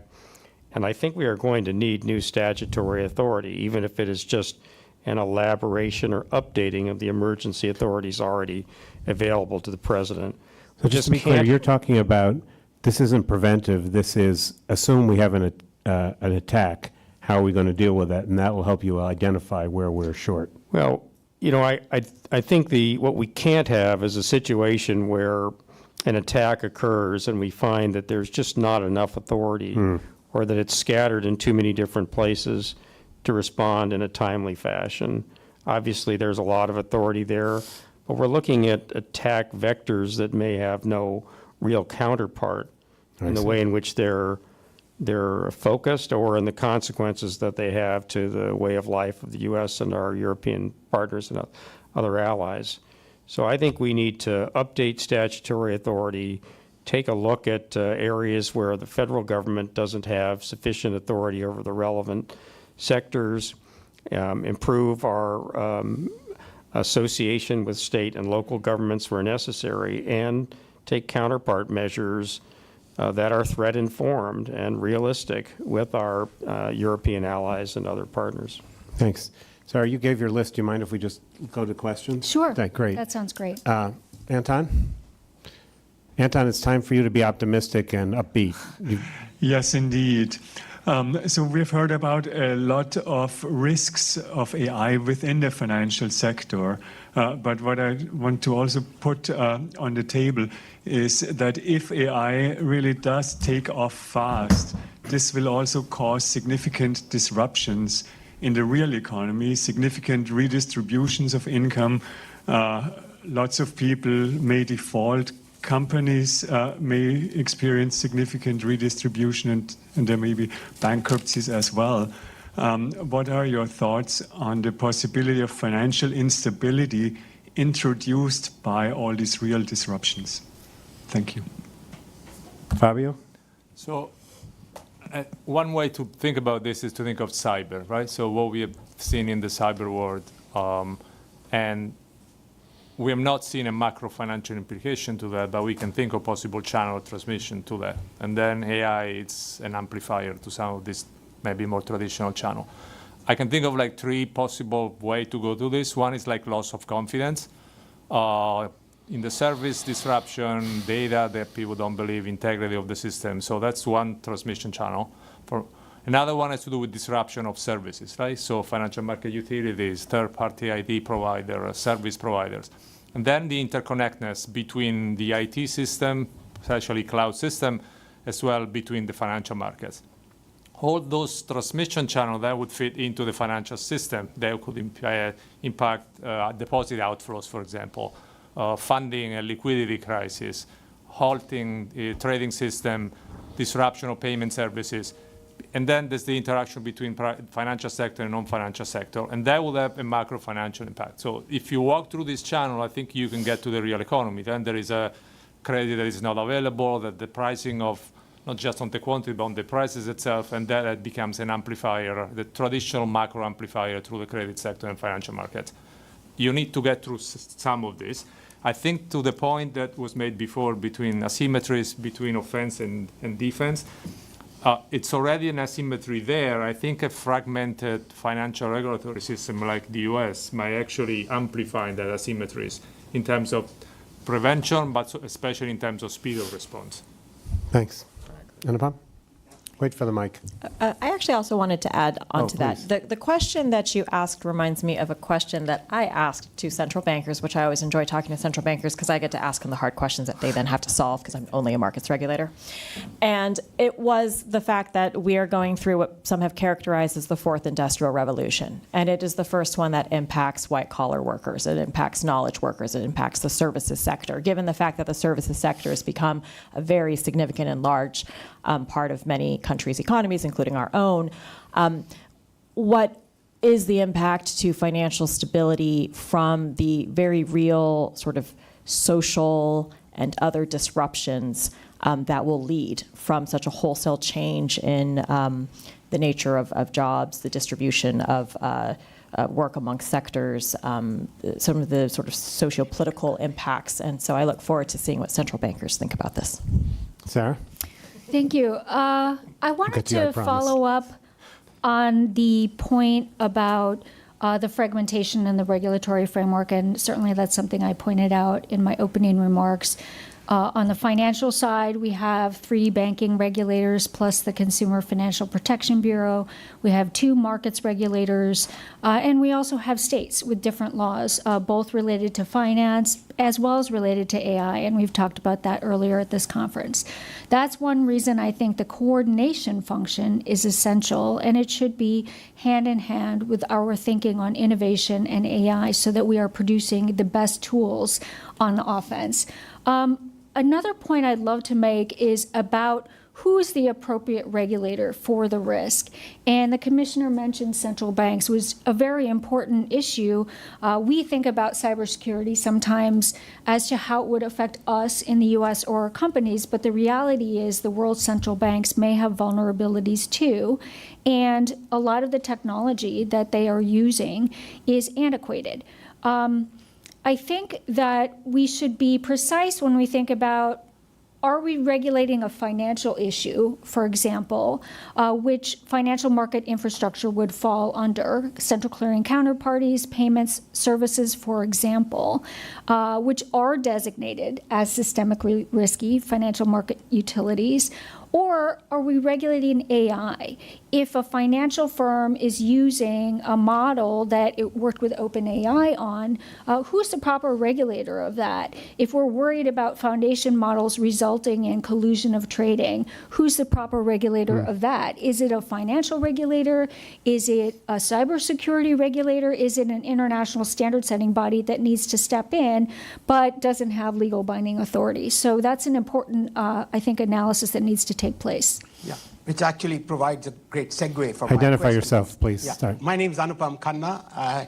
At one time, I dabbled in expert systems, including working with IBM Research in Palo Alto in the 80s, but worked mainly at the World Bank and during the crisis time. So let me just ask, most of the things that Fabio talked about in terms of transmission mechanisms, etc., fundamentally, you were still talking about the same sort of issues which have been there for the last 40 years in terms of just, except you're saying it'll speed up. AI may make it speed up, but computerization, algorithmic trading, all those sorts of things have raised the same issues in the literature, and we've tried to tackle with them. But I think qualitatively, frontier AI, the topic of this conference, leads to qualitatively different mechanisms, one of which you referred to at the end, is the change in industrial organization. You know, the last crisis, again, the last battle, was NBFIs or NFCs or the shadow bankings. Today, the interplay between fintech and AI, etc., are leading to, it's not just a question of how, but what type of interactions take place. And that qualitatively changes, the network effects. So, but we haven't heard anything there which is, fundamentally, in terms of analytically different, except for the fact that the speed will be there. Except for one, which was your point about the Hong Kong crisis. That was a new mechanism. Right, but I think also that the point was made earlier, and this is why the knife analogy breaks down, is that it's like if we have a knife that thinks for itself, it's a lot different, and I think people have responded. But I take your point. I'm just defending him a little bit. So I tried to distinguish between what it was old and what could be different channels, right? So I can pick two here, for example. One is like the crucial role that like third-party provider, IT provider play. That role was not in previous financial crisis, for example, both in terms of concentration here, in terms of possible manipulation or market integrity. That would be a very different channel that we have not seen play through the global financial crisis, the European crisis, or other crises you can think of. Another one has to do with this idea of the collusive behavior between machines, right? Then yes, they can play through different channels, like the liquidity channel or other channel, but that would be a very different channel that we have seen before. There is also this thing of like new correlation. To me, that's a different channel. Like we know some of this correlation, we know how to look at them, we know how to understand and explain them, who's accountable. The lack of accountability, it's an issue that we have not seen in past. It may take a while to identify who was accountable, who was responsible for some. This is a very different ball game. We're talking about who's accountable when a machine takes autonomous decision, for example. To me, those channels are different than what we used to. And that's where the asymmetry between offense and defense becomes an important point. So there is one other, distinctive, remarkable aspect of the AI revolution, and that's the concentration of assets in a few providers, a very few providers who will be able to create, operate, sustain, and grow frontier models. I was listening today to a podcast from the the head of Anthropic, talking about $100 billion investments in models within a year or so. This is a concentration of capital, a concentration of computing capacity, a concentration of people in the hyperscale models, relying upon supercomputers and ultra-fast means of hopefully secure connection. It causes an enormous economic power to vest in a very small number of entities who are essentially private, and some of whom arguing strenuously for closed source models, wish to be left more alone than they are willing to be visible as to the construct and operation of their models. It also creates some areas of staggering vulnerability. We might hope that their security will be good enough that no adversary, Russia, China, or otherwise, will be able to penetrate, damage, destroy, or subvert one of these critical computing resources. But we probably didn't expect that Microsoft would suffer the midnight exchange breach. We didn't expect SolarWinds to be penetrated. We didn't expect that CrowdStrike, really the gold standard of forensic response, would have an air of inattention that could have global effects, reinforcing the point that ask Delta Airlines, they were back to paper. And that's kind of what I'm saying. We have to assume that such things could happen, because if there was a successful attack on one of the handful of hyperscale supercomputing AI resource centers, we got a world of problems, and the financial sector is just a part of it. Ramaya?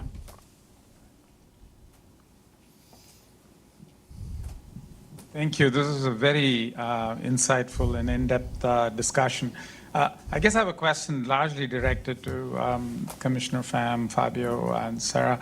I guess there's been a lot of discussion about risks, and I'm curious about cascades along which risk could flow, risk transmission, as it were. So if you think about in information security, there's a concern about understanding what is the weakest link in the chain, and that you could have an attack, for instance, of a supplier who's less well defended, and then the risk then flows up to the more secure player, if you will. And in those cases, the challenge has been, and equally well in software, when you think about components, software components, that there is a risk in a software component, and you need to understand configuration management of the software to understand how risk could actually flow. And the challenge has been that developing those configurations along which risk could flow is expensive. People don't tend to do that. So I was curious as to whether AI has a role to play in actually identifying those latent risk transmission networks in ways that might actually allow us to better estimate risk, because you mentioned herding and colluding, and then there is the aspect of it, assuming there is a risk that happens, how it flows. And you talked about, the interconnectedness. But I'm curious about those that we know about and those that are latent, and the extent to which AI can actually help with. Let me make sure I understand. surfacing I think I understand what you're saying, but let me make it concrete to make sure I understand it. So I assume that J.P. Morgan knows what it's doing and has lots of money for cybersecurity and avoid inadvertent errors. But J.P. Morgan has lots of pieces of software that were bought from other people that are also used by Citibank and Bank of America and stuff like that. And so if that software provider turns out has vulnerabilities, they could take down 3 banks that the banks didn't. So you're asking the question, could AI help us diagnose those risks so that we'd be better able to avoid the catastrophe? Right, and if we had, if you had this network mapped out, then you could say, if this thing were to break, then this is how it would flow. But I don't have the complete network. I need to sort of identify what's latent. So this discipline and the body of regulation that looks at this is and it's not just, but in the financial sector, but across many sectors. So it's operational risk management, and within operational risk management, it's third-party risk management. And so I like to think the simplest way to think about third-party risk management is it's redundant. It relies upon redundancies and the checking of the checking of the checking of the checking. So you have just checkers upon checkers upon checkers upon checkers. I mean, there's only so many things that you can do, but you do try to take it down all the way, and you put liability upon the user or the deployer of whatever is the third-party vendor or supplier or service. So that's how it's addressed in the financial sector. And that brings me to what might be the only bright spot in this discussion today, which is that AI is a tool, it is a tool that could help us to actually figure out how to address the cybersecurity risks in AI, just given the way that AI can augment or amplify analysis, data, so on and so forth. And I don't know myself personally because I'm not a programmer, but some of the reports I've heard about how one of the fastest adopted use cases for Gen AI is actually for programmers to use it to help them with their coding and to test it and to so on and so forth. That could be a good point. Maybe add one thing on the, we have done some work when I was at the fund on the cyber risk side of this, right? So particularly focused on the financial system. About 20% of cyber attacks involves financial institutions. Losses seems to be very small. I think the median was like less than 0.5 million, but there's a tail that has grown over time. It's reached like 2.5 billion. So there is a one every 10 years, the probability of very large loss. And then we look at like why banks. I think the factors that were the weak lane here and why banks are more at the center of this. I think one was the concentration of, in terms of either assets, payment activities, and asset under custody, right? So that present like the weak nodes, if you want, in the financial system. But it's also there is the dependency, if you want, to the fact that they share common IT shocks. And so it's particularly larger for banks, even relative to other financial institutions. And that becomes a source of shock, because if you all share the same IT provider, the same clouds, it's enough there is a shock in one of those nodes. That propagates quickly, not only to the banks, but also to other parts of the financial system through the connection that banks have with those. So that's kind of like the network, I think, that you can think of in terms of transmission from... Please. Sarah? Oh, thank you. Dean Krishnan, I really appreciate what you said about network effects. I think that's essential, and all of us today have been talking about it in different ways. That's one of the reasons that I mentioned the importance of a coordinating function within the financial sector and touching other areas as well. And for that function to be clear, for it to have resources, and for it to have specific authorities. I also think we should consider the idea of a chief AI officer from U.S. Treasury having a non-voting seat on the Financial Stability Oversight Council, because the FSOC, I'm sorry, David, I said an acronym. Sorry, you identified it first, so it's okay. Okay. The FSOC has authority to study those network effects. I'll give another example in the non-bank world that comes up frequently, and that is BlackRock's Aladdin. So there's a very widespread use of Aladdin software throughout the financial sector, and that is one of the things that the FSOC has been studying. But again, going back to what we said about the appropriate regulator, some of this should be regulated by financial regulators, and some of it may not. It may be regulated by AI-based regulators. And our framework in the U.S. will certainly change on that as well. So my solution is that both of us should quit our jobs, raise capital, and create this AI software that will sell to the banks to protect their vulnerabilities while the regulators try to figure out what they're doing. What's that? I'm sure somebody's already doing it. In fact, I suspect when I get to my desk, I'll have 3 emails, either for people trying to sell me this or to get me to invest in it. Please join me in thanking the panel, and thank for those of you who stuck around. We're going to now break for lunch, and lunch is out here in the hallway where we had the coffee before, so you have plenty of opportunity to speak to the panelists if we didn't get to your questions. Thank you very much. And Sarah, Meg, what time are we reconvening? Reconvene at 1:45. Great, thank you. Sure.